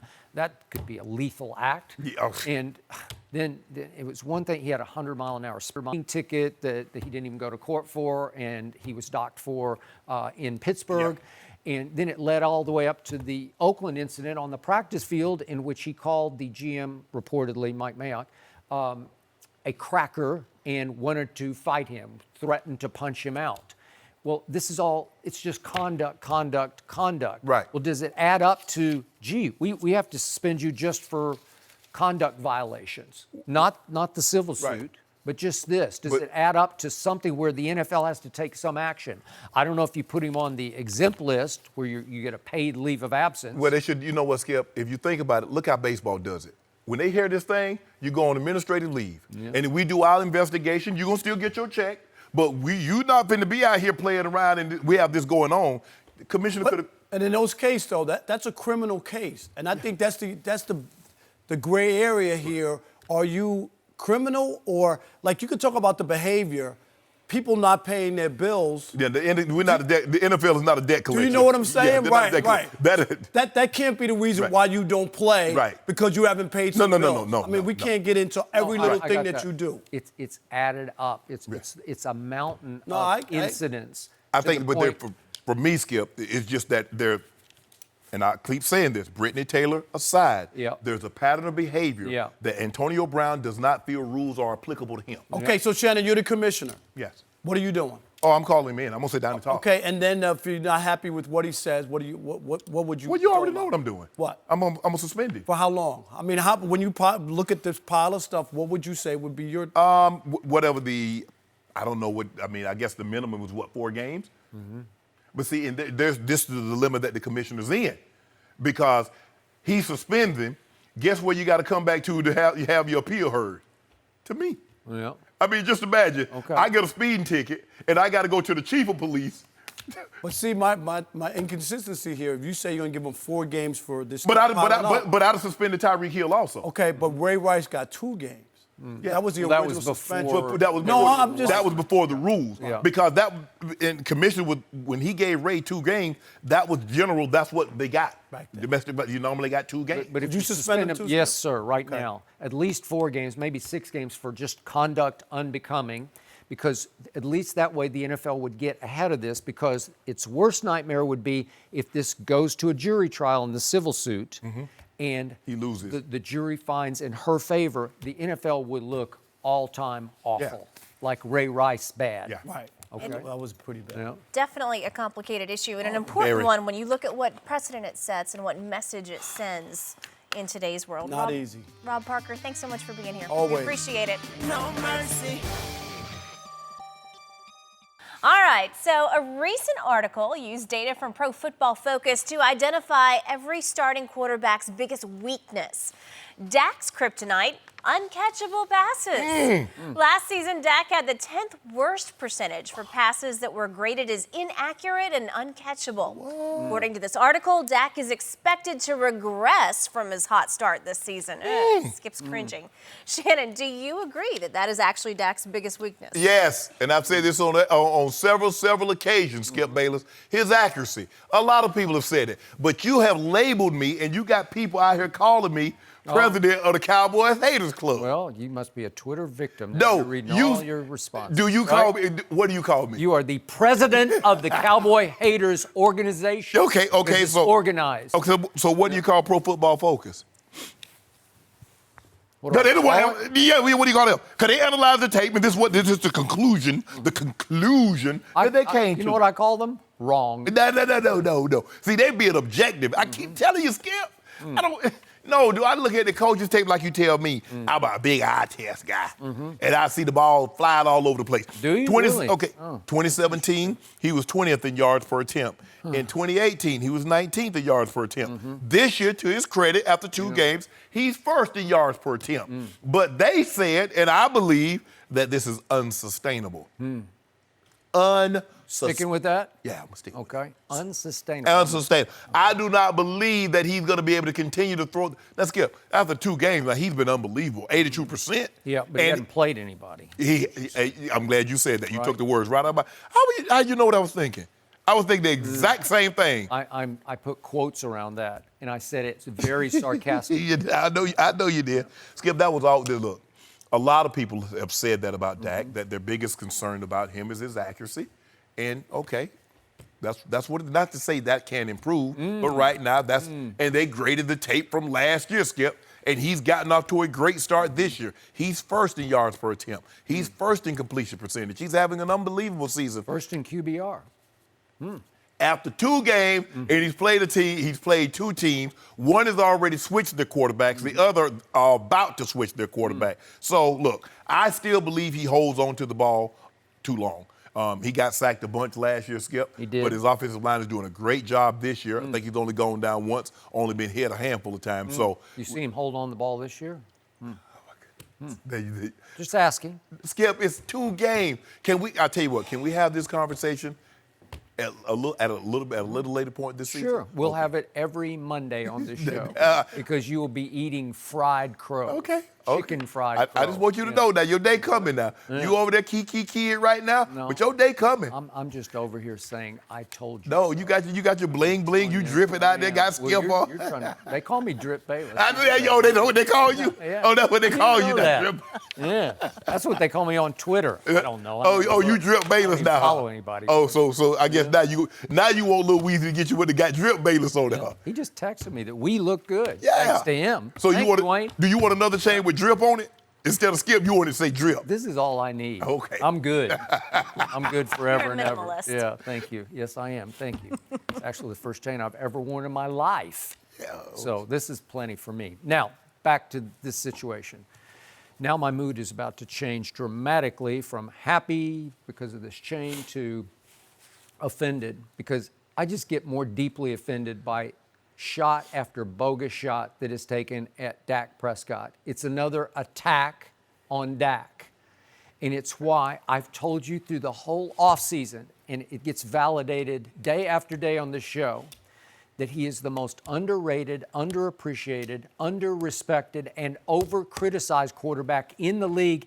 And it's bordering on all time in this league. I've never seen anything quite like this, because now the shot is that he's inaccurate, too many uncatchable balls.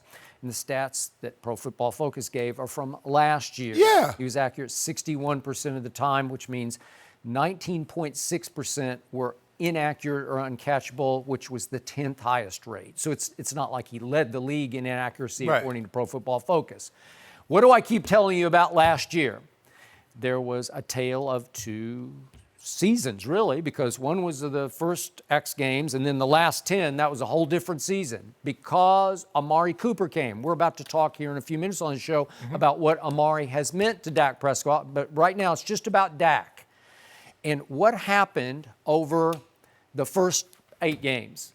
Well, your guy, Zeke, you said he drives that train. Driving They it. go as far as Zeke will carry them on his Choo-choo. shoulder pads, right?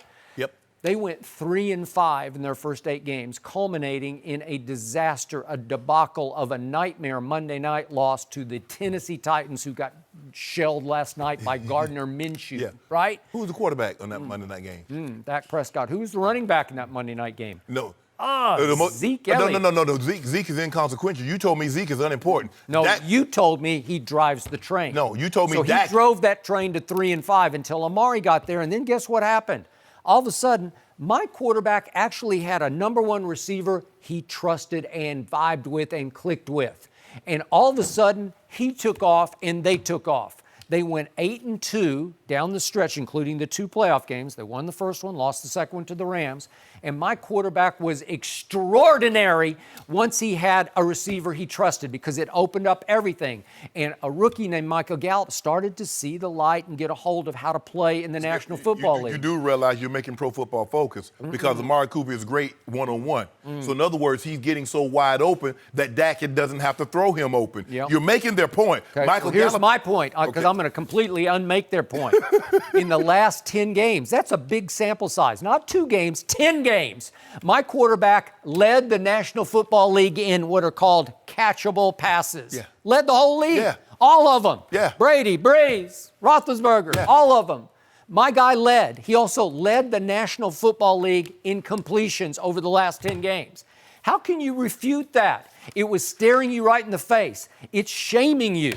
It's saying to you, wrong, and wrong again. Yeah, they were dinking and Okay? dacking. He wasn't dinking and dacking. He was actually, over the last 10 games, he had the 3rd most air distance, how far the passes traveled in the air. He was 3rd in the National Football League in how far he threw the football. He was not dinking and dacking anymore. Yeah, he was. Sorry. Again, you can just say no, but the stats scream at you, wrong again, Shannon. No, actually they And- don't. Actually they Actually, don't. they do. Actually, they help me because the fact of the matter is also what I'm deducing from that is that Dak isn't throwing anyone open. If you're not open, the ball's going, ain't no telling where the ball's going to be. Really? Like the So one he- he threw to Randall Cobb. Wait a You remember the second. one he threw to Randall Cobb that got picked on Sunday? Yeah, it was, but he had to rush up through the rush. You know, that was no. the one time he was pressured in the game, and he stepped up and he threw a ball that Randall Cobb hit both of his hands right here, hit him right there. No. Am I right? Nope. Hit him. Did he get 2 hands on the ball? Yeah, but you see the Does man- Shannon Sharpe catch every pass that comes within his catch don't- radius in which he gets 2 hands on the ball? You know what? Does he catch them? Can you stop Yes. doing that? You do know Shannon Sharpe's in the Hall of Fame. Okay. Okay, so- I'm in the Hall of Fame for a reason. Randall Cobb's on an arc, you know. He you don't know. He might get there and be right beside you. He might be talking to your bus. Sometimes, right? Okay. But Skip, my point is that yes, I'm not denying that Amari has been a big help to Dak, but the thing that Amari can do that he hadn't had is a guy that's outside that can beat man-to-man coverage consistently. There's a lot of just connection. Yeah. Dak Prescott had no connection with Des Bryant. Dez was Tony's guy, Tony Romo's guy, right? Yeah, that's why he politic for him. Threw him jump balls, Yeah, right? you remember Dez was politicking. Yeah. Oh, I saw Tony, and Tony looked like ain't nothing wrong. He looked good as before. I got it. They never clicked. No. Dak and Dez. Right. Dez became a liability. He became a handicap to young Dak Prescott. Yeah, because I believe they were telling Jason Garrett and the offensive coordinator Scott Linehan was telling him because they had saw what Dez was capable of doing. Yeah. Is that just throw it Get to him him? the football. He's open. Yeah. And it forced Dak to go there instead of forcing Dak to go through his reads. Man, I'm throwing no ball into double coverage. Yeah. But just throw it up to Dez, he'll get it. And it forced Dak into some bad reads. Now Amari is great at running the route tree. Amari gets separation. So it's a lot easier to throw to a guy that's wide open as opposed to, throwing him open. Trust me, Tom Brady can throw a guy open, but it's a lot. He'd rather throw the ball to Edelman on that shallow cross when someone's trailing him as opposed to two people in front of him. Okay. So now you have Kellen Moore. You had Linehan last year. Yeah. Linehan was meat and potatoes. He viewed the world the way Shannon Sharpe views the No, I world. don't view that word. We go as far as Zeke will take. Yeah, Zeke did How lead far it. did Zeke take you in the playoff game at the Coliseum when he rushed for, 53 yards? Yeah, but Remember what he got, how he you got do realize stuffed that on 4th and 1? You do realize that once Amari arrived, Zeke still led the league in rushing. You do He's realize the best running back in football. We're not talking about who's the best. I'm just saying you do realize that he did lead the league in rushing last year and led the league once Amari got there. Okay. So that goes hand in hand. He was on the way to leading the league, and they were 3-5. And then all of a sudden, the passing attack just exploded, Yeah. and all of a sudden, he kept getting his yards. So in other words, and they started winning games. Amari came along because Dak couldn't make anybody better. Amari made Dak better. Is that what you're telling me? No, he just gave him somebody you could actually throw to, because if nobody's open down the stretch in 2017, Throw 'em open. I would watch games in which I'd say, nobody is open. Throw him There's open. Nobody. Throw him open. Sometimes you got to make keyhole or window Really? throws. Yeah. Okay. Well, boy, he threw the most catchable passes in the whole league in the last 10 games. And did they not beat Seattle here? At Jerry World? But you do know what Zeke ran for in Seattle, right? Yeah. You do know Zeke went for like $120 something, right? Am I Against not- Seattle? Yeah. He had a good game. Dak had a better game. No, Who was the star of the game? Skip. Dak Prescott was. Nobody's Who talking made about the that key third run of the game Nobody's on talking about that third and forever? It was 3rd and 12, and he got 14. Yeah, okay, that works. Little quarterback draw. By the way, Kellen Moore is saying, I'm going to use my quarterback's legs. Will that make everything work out? Exactly, because I trust his legs more than his arm. is that That's what he's saying. Is that what it looks like to you? Because Dak's completed 82% of his passes under Kellen Hold Moore. up, but then Pro Football Focus say this hot start is unsustainable. Unsustainable, Yes. says Pro Football Focus. You Yes. wanna bet on it? Yes. Yeah, I'm betting. I got 5 cases of dew that my team's going to win the Yes. NFC East again. They're not. Again, this would be, what are we up to, 3 and 4 years? Yep. Walk it to him, says, Whatever happened to Carson Wince? Walk it to him, says, hold on just a second. Did he? Yeah. Well, he said hold on twice last year, and they held He was nothing. hurt. What He you was gonna hurt? find out? Really? Yep. Dallas beat- D-Jack and Alshon will be back by the time they play y'all. Not back right now. That's all right. Got a little bit of a dangerous game against Detroit at home, and then they got to turn right around on Thursday night and play the Packers it's at Lambeau, right? I don't like that. Yeah, I didn't think you liked that. I like that. With Detroit, You shouldn't like that Detroit game first. You think? they do have Matthew Stafford. Is he still the quarterback? Yep. Okay, I like They my did chances. just beat a team that you really like. You call the San Diego Chargers, but they're actually the LA Chargers. Look, they just beat them. The Chargers the Chargers fumbled on the one and had every opportunity to win this game by 14 points. And they make the mistakes that a lot of teams do. Really? They let inferior teams hang around, and then Matt Stafford made a play late in the ball game. But that game should have been over by the third quarter. But it wasn't. Did they knock on the door of your restaurant that night and you said, you guys got to sit out on the curb? We'll bring you some scraps. Yeah, Right? That's what Stafford does. We got to leave it at that one. But I will say, if Dak does have a decline, Shannon, I am praying it comes next week when your Cowboys are visiting Let's the Saints talk in about New Orleans. No mercy. According to his players, Sean Payton is more than ready to game plan without Drew Brees. Guard Larry Warford said Payton lives for these situations. Alvin Kamara predicts the Saints and the coach are up for the challenge. Earlier this week, Payton said he'd approach the Black and Gold's matchup against the Seahawks by scheming both Teddy Bridgewater and Taysom Hill into the game plan. Payton, however, not committing to which player will start. Shannon, do you think Sean Payton is actually happier he's without Drew Brees? No, I don't think he's happy about it. I think he understands and realizes his best chance to win another Super Bowl is with Drew Brees, but I think everybody comes from a point in time because what you hear, Skip, Sean Payton's had success, yeah, but he got Drew Brees. Correct. Drew Brees had success, but he got Sean Payton. We didn't see Drew Brees put these numbers in San Diego. So it's kind of like the Belichick Brady thing. It's a lot like it. Who gets all this credit? Who gets the credit? Mm-hmm.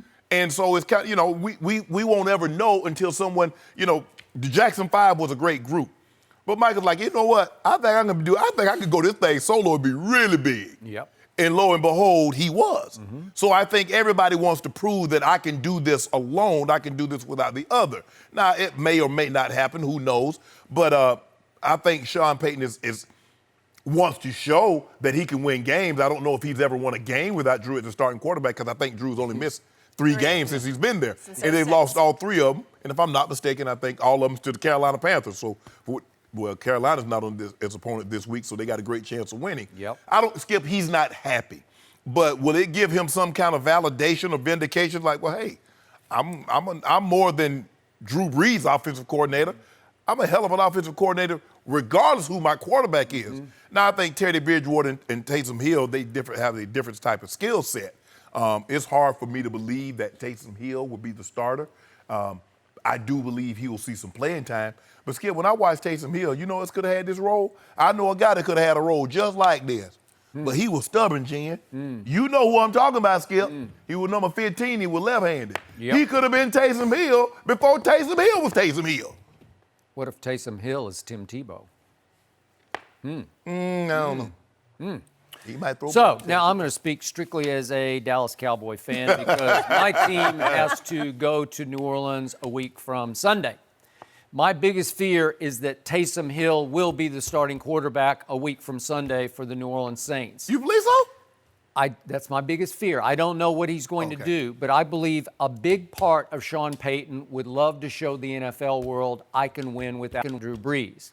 It's a little different than Belichick Brady because it's apples to apples because he is the play caller and the offensive strategist for Drew Brees. Correct. Bill is the defensive coordinator, and Tom is obviously he runs the offense. Right. So that's the culture clash there is Josh McDaniels. So in this case, do I think that Sean Payton, who does have one Super Bowl to his credit, not 6, but he's got one, would he like to show the world I can do it my way, and I can do it with this new sort of gimmick that I found, this new toy who's actually 6 feet 2 inches by 230 pounds. I'm talking about Taysom Hill, who ran 4.4 at the combine.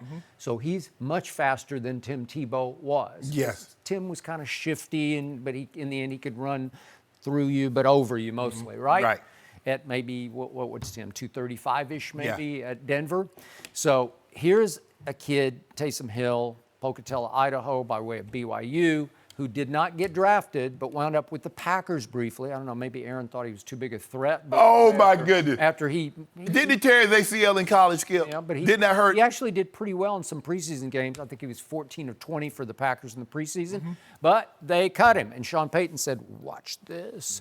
And now he's worked him in. And I got to tell you, even when I was watching the game at Rams last Sunday, I couldn't believe that Drew Brees would sit still for occasionally coming completely off the field so Taysom can go in and do whatever trickeration they have for him, right?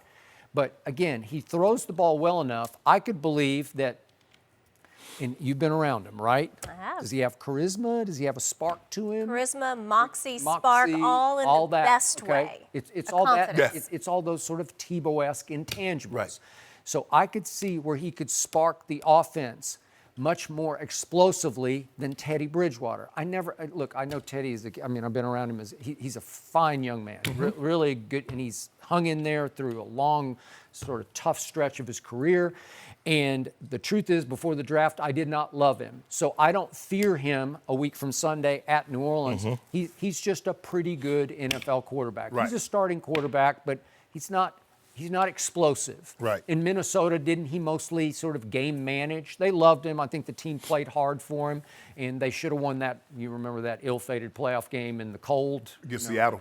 Yeah, the Blair Witch Project. Remember that? He was never the same after that. He was never the same. So the point is, I could see where I don't know if he'll start him this Sunday, but I believe he might start him against the Cowboys. And again, they have been bonding for a whole week in California. Didn't they stay west? I don't know where they exactly stayed, but they're going to play at Seattle. They might be up in Seattle by now. They probably They are. They Yeah. played the Rams and then just stayed west. They stayed west. So they've had a whole hard, all football all the time kind of week to refigure all this out. Been really cool. I wish we'd have done that. Yeah. Why didn't you? You got to talk to Mike. you got to talk to Mike about that Mike one. Shanahan. Yeah. Okay. So again, I could see where the ultimate watch this for Sean Payton would be if they start winning games with Taysom Hill, and he will become a big thing. It will be Tebow-esque if they start winning games with him because he will do exciting, crazy kind of things, right? Skip, I think the biggest difference between Coach Belichick and Sean Payton is that Coach Belichick has already established himself as the greatest football coach of all time. So he gets. I still think it's Bill Walsh, but that's just me. But okay. Yeah. But he's right there. Right. Yeah. And I think people would be willing to give. Well, he does have 6, so if he wants to try something else, I think people would be willing to give him okay.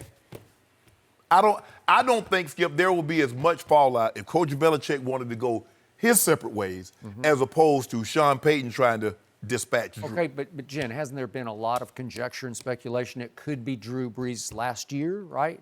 They've been speculating that I know, for several years. Yeah. I will say Okay. Peyton and Brees have an extremely They close do. relationship, I got it. unlike That- the one Brady and Belichick Yeah. have. Coach Belichick, because Coach Belichick understands. At some point in time, I'm gonna have to break up. I didn't take no vows and say until death do us part. Yep. That's not what I did. Coach Belichick says, no, you do understand I'm going to have to divorce you. I'm going to, Skip, it's going to happen. Okay. It will, and it'll be to his detriment. No, it won't. He will never be able to win with Yes, he Tom will. Brady. Okay. Tom Brady should get 75% of that. Okay, credit. let me ask you a question. Hypothetically, Coach Belichick, Tom Brady is not his quarterback, and Coach Belichick wins another Super Bowl. Skip, that's going to hurt you so bad. That's going to hurt a lot of people so bad. It's going to hurt. Well, it's not going to happen. It's going to happen. It's like it's going to happen. Unrealistic It's- hypothetical. no. you've ever proposed on this It's going to show. happen. I don't deal in hypotheticals. Yeah, I do. I deal with 6 Super Bowls won by Tom Brady Coach Belichick- with 6 game-winning drives in the fourth Coach quarter. Belichick. Because Coach Belichick, if those defense didn't buckle down, Yeah. because he could have easily let that one in Arizona get out of hand when they was playing Seattle. He could have easily let the one in Houston with the Falcons get out of hand, but he didn't. He didn't? The greatest show on turf, averaging 35 points a game, 17. Coach Belichick got disqualified the Sunday that he gave up. Was this one in Minneapolis? He gave up 40 points to the Eagles' backup quarterback. That's all you need to know, period, end of story. Stop. 40.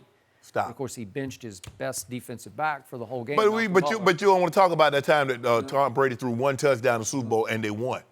That first, you don't want to talk about that. And he held the MVP to 17 points. He won the Super Bowl in his first year as a starter. Who does that? How hard is that?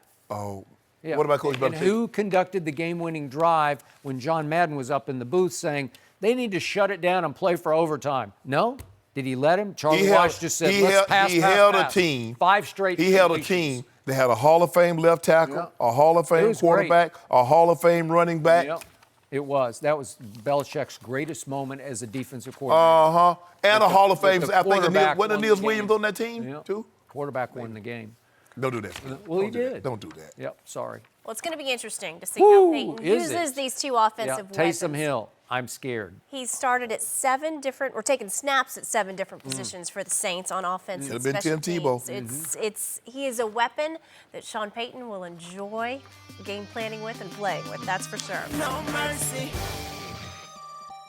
Dak Prescott is off to the hottest start of his career, thanks in part to Amari Cooper. The receiver has hauled in 150 yards and 2 touchdowns early on from Dak. After a full season with his QB, Amari had an interesting analogy for his connection with Dak, shall we say. Take a listen. Like I said, man, I can't really explain it. I mean, I got here and we were just able to click. Like I said before, I think his game matches my game well. And sometimes it's just like that. It's like, I don't know if this is a good analogy or not, but like, it's like when you put certain foods together. Like if you put ketchup on a burger. You know, it just tastes good together. You know what I'm saying? And so that's how I would describe it. I love ketchup on my burger. I like the analogy. That wasn't a good Works analogy, for was me. it, Greg? I didn't think so either. We are joined by Greg Jennings, Fox Sports 1 analyst. Thanks for being here this morning. All right, Dak and Amari, overrated, underrated, this connection? I'm going to have to go with underrated. Underrated. And there's no way they could be overrated. When I look at what Dak has been afforded by acquiring Amari Cooper, it has been lights out. These are some of the numbers. Through the first 6 games, dating back to last year, prior to the Dallas Cowboys acquiring Amari Cooper, Dak Prescott had 1 game of over 20 completions. 1 game. He had 2 games over 250-plus yards in those games passing. Twice did he eclipse the 100 QBR rating. Now, you love that, the QBR. Yeah. Now, once he got Amari Cooper, the final 9 games, he had over 20 completions in all those games. 6 out of those 9 games, he went over 250-plus yards passing. In 6 of the 9 games, his QBR was over 100, with one of them being at 99. So look, it's been underrated. Look at what they're doing this year, the confidence that he's provided a young Dak Prescott. I mean, he's one of the reasons, if not the sole reason, why this man is about to get paid. What was the song earlier this week? Money. Yeah. Money. You don't want to hear that, but he about to get it. So there is no way anyone can say that they have been overrated. Absolutely not. The impact that Amari Cooper has brought to Dak Prescott is very, very, very underrated. Because you know why, Skip Bayless? Amari Cooper was a Pro Bowler before he even met Dak Prescott. Twice. Yes. Twice over. Yep. And so when he came, he finally had a guy that can consistently beat one-on-one matchups. Talk to him. He's tremendous at running the route tree. The separation that he gets, because we know Dak's struggle as throwing people open. That's been the knock on him since he arrived in the league. I didn't just make that up. Skip, I am just a messenger. That's all. I'm just a harbinger. You're still laughing at a man who has shamed you week after week. No, I don't get it. No, I he just hasn't. don't get it. No. How can you do that? I'll say, you Skip. have no shame. Look, we saw Dak Prescott when he did not have Amari Cooper. And it's not the Dak Prescott that we see once he got Amari Cooper. So you can't say it's overrated. As a matter of fact, if I'm Dak Prescott, when I get my money, I go and slide Amari Cooper and say, hey, I go and slide him a little something. Slide him a little something because. Probably will. Yeah, no, he ain't going to do that. Every man for himself. Absolutely. Skip, look, we know what Amari represents. He's been a huge, huge addition, not only for this team, but one mainly Dak Prescott, because it's allowed Dak Prescott to play the position where he can build on some things, because Amari Cooper's going to win. 9 times out of 10, Amari Cooper's going to win his matchup. And he's going to win so decisively, you don't have to have a window or a keyhole throw for a completion. That's how quickly and that's how consistently he wins. So it's been vastly underrated, and your guy was very overrated, and now he got Amari Cooper, and now got you thinking he a top 5 quarterback. You thinking he a top 5 quarterback because one guy. 19. He playing like it. I tried to tell you last year, and you would not listen. I told you again and again and again, and got nothing but laughter from across the table. I said, Amari Cooper just changed life for the Dallas Cowboys. No. Life. See, you know why I was laughing? Because you said life for the Cowboys. If you just made it more specific, because you like to be specific. I'm going to put you on the seat right now. Be specific. He changed life for number 4. And you dangerously underrated his impact on that whole football team last year, because as soon as he walked in the door, they took off. Last 10 games, they went 8-2. They roared back from 3-5. Was Zeke there for the 3-5? Yeah, he was. In fact, guess what happened through 3-5 through the first 8 games? Guess who got the most targets from Dak Prescott? The running back. Yeah, 'cause he's throwing more passes to the running back than Didn't get anybody. it Dak, Because he Greg. doesn't have anybody who can get open. And he's looking and he's holding the ball and he's looking. He's not open. He's not open. I better just flip it to the running back, right? Yeah. Okay. So all of a sudden, life changed because Amari Cooper went from football hell for him in Oakland, because he and Gruden did not make it. Right. They clashed. To football heaven in Dallas, because Dak and Amari clicked, that they became close, that they have a connection on and off the field. And if we could I demonstrate this for you? Do you remember the rainbow that Dak threw Amari in game 1 against the Giants for the touchdown? Yes. Could we see that play and then see what happened just after that play, please? Is that not a sweet throw to a receiver you trust? I think I could have beat 27. It's just beautiful. It's just beautiful. He Boy, did the he same just thing. He dropped opened it the down door and flies chimney. in his house. He in a press And then- position to open his hips. Guess what happened right after this throw on the sideline? I could see that all day. We should just run that the rest of the show. We didn't get this off the loop. Yeah, okay, that's enough. Now let's see what happened on the sideline right after this play. Okay, I'll see it again. Easy money, baby. Easy money, boy. That said, how that boy was. Woo! That boy said, I said, what you scared of? That's two guys who are connected even off the field. They're very close, and he's saying, was that easier than Philly? Because they Philly ain't have no DBs chewed last up year. Philly They ain't have no and DBs spat 'em last out year. last Okay. year. Remember that? Yeah, I do You remember. what happened in the fourth quarter and overtime? Dak threw for 246, and a lot of it went to that guy. Yeah, I remember what he did in the first 3 quarters. They kept filling the ball game, had the ball picks. Who won that game? Who went Y'all to your won. restaurant? That's what you always tell me. So the point is, I hark back. I've always told you that, to me, the most valuable receiver I ever watched, and you can have Jerry Rice because he was really great and he put up the numbers, but Michael Irvin was crucial to that dynastic success that team had through the 90s. He and Troy were not close off the field, but they had a deep connection, a deep respect on the field, because obviously, as you say, they were a running football team, so Emmett's driving the train. But every time it got to be 3rd and 8 in Washington or New York or Philly, guess who? 8's looking for 88 because he trusts 88 is going to get open. Somehow he might push somebody. Oh, yeah, nobody he was. He might fight through somebody. Head slap. Okay, he might head slap somebody. He might do any of that. But 8 knew that he could get it to 88 when it was most crucial. And 88 became the leader of that football team. So he played a crucial role, as Amari is, but Amari's the un-Michael, because Amari doesn't say that quote we just heard about ketchup on the burger. That was like rare. Like, oh, Amari spoke. Really? Now we know why. Okay. We know why. All right.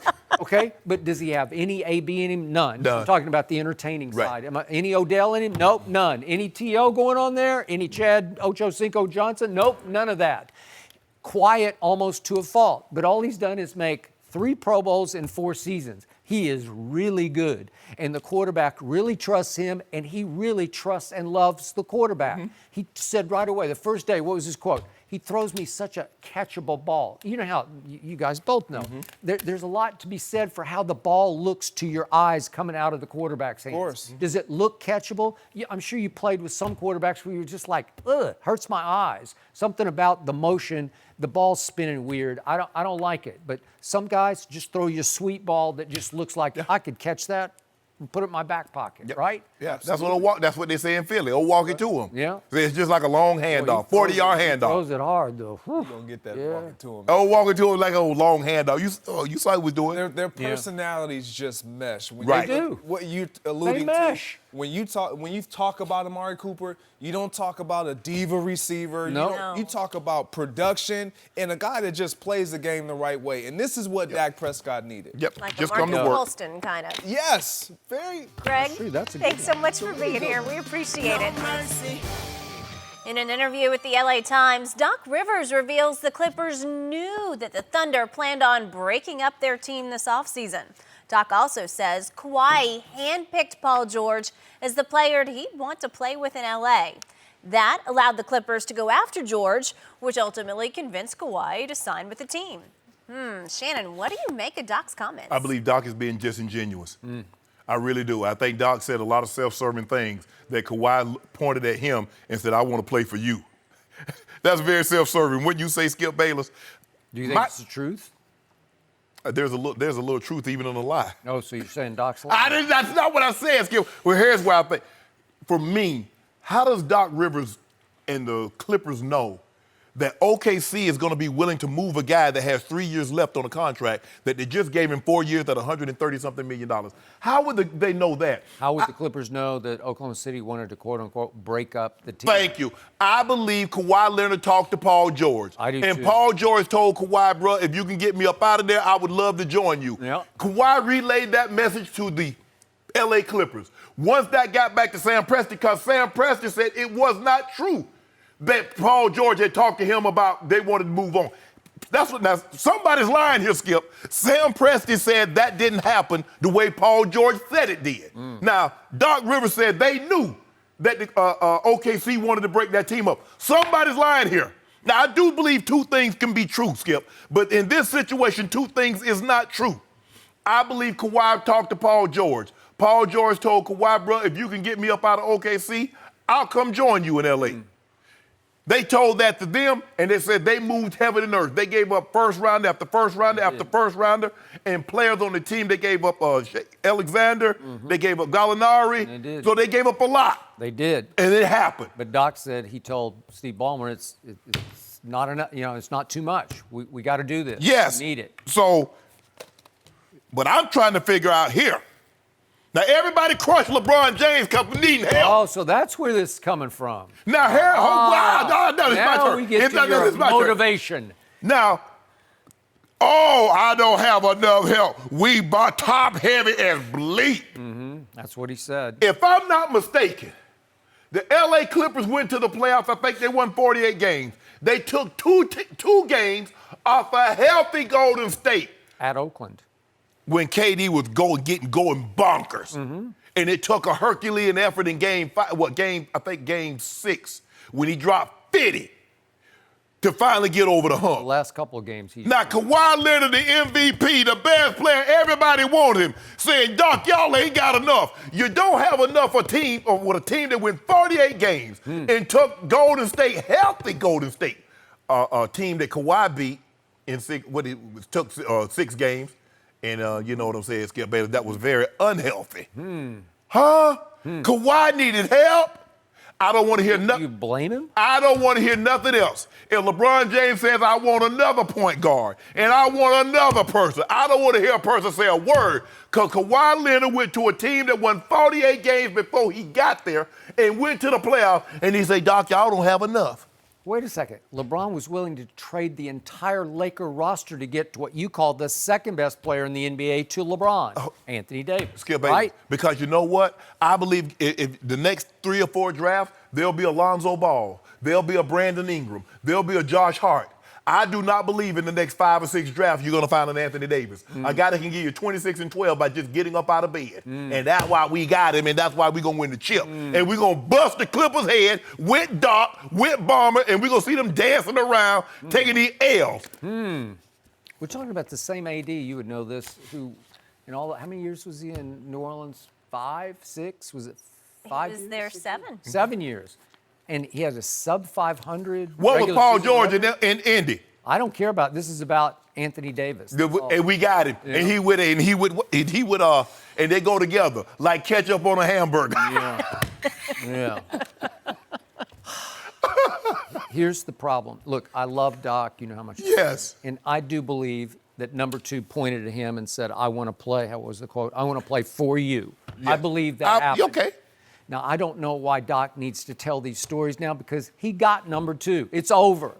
You didn't, he did. Right. So what is the goal of telling all these tales? Are you just trying to we got self-serving. Yeah, right? Is it self-serving? You're trying to hype your legend up here? Because you don't need to. Your legend speaks for itself. But I do believe Doc was a huge advantage over your team. Yeah. Because it's like Doc Rivers or Frank Vogel, right. Doc or Frank, Doc or Frank, right? Okay.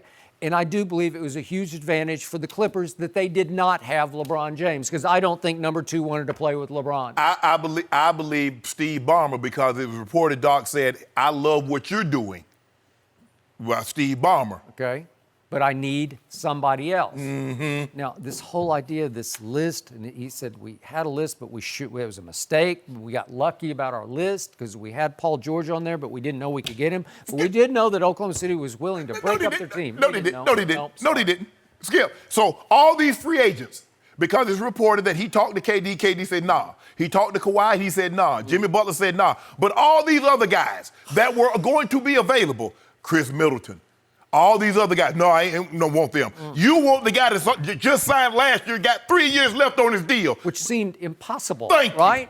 And I'm pretty sure number 2 and Uncle Dennis went to Paul George first and said, can you try to get out? Because if you will, they'll trade for you. Thank you. And they're going to offer a whole lot to get you. Thank you. That's how it happened. Yeah. We gotta leave it here, guys. Great stuff this morning. No mercy. Time for our final topic of the day. Lamar Jackson and the Ravens take on Patrick Mahomes and the Chiefs in KC's home opener Sunday.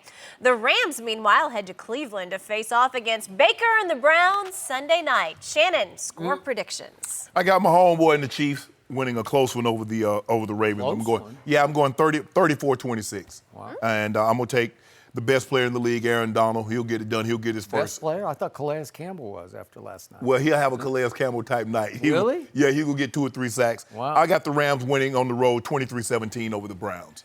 Okay, if I had any guts, I would pick Baltimore at Kansas City because Lamar had them beaten last year until it went to overtime and the Chiefs won, and I don't have the guts today. So I'm going to go 31-28, my homeboy at home. And the Rams are going to win fairly handily at Cleveland, 28-17. Baker and Odell are going to have a hard time against Wade Phillips' defense. Baker is going to, as you said, is going to be under fire all night. And then the Browns are going to be under fire all week after they fall to 1-2. Yeah. This is the wrong place, wrong time for the Cleveland Browns. Yeah, Baker tried to say, the sky isn't falling, blah, blah, blah. But you lose this game, no one, you or anyone else in that building would have thought you would have been 1-2, 3 games into this season. Yep. So I don't think they can protect Baker against that onslaught of a rush. Right. And obviously it's led by Aaron Donald, but they got a lot of other rushers too. They do. And he is so Odell dependent right now, so Odell conscious, and they will just say, no, you can't have him, and they're going to have a long, hard night. Well, it's going to be very interesting to see how well, because Earl says, I'm going to eliminate all the deep plays, the big plays.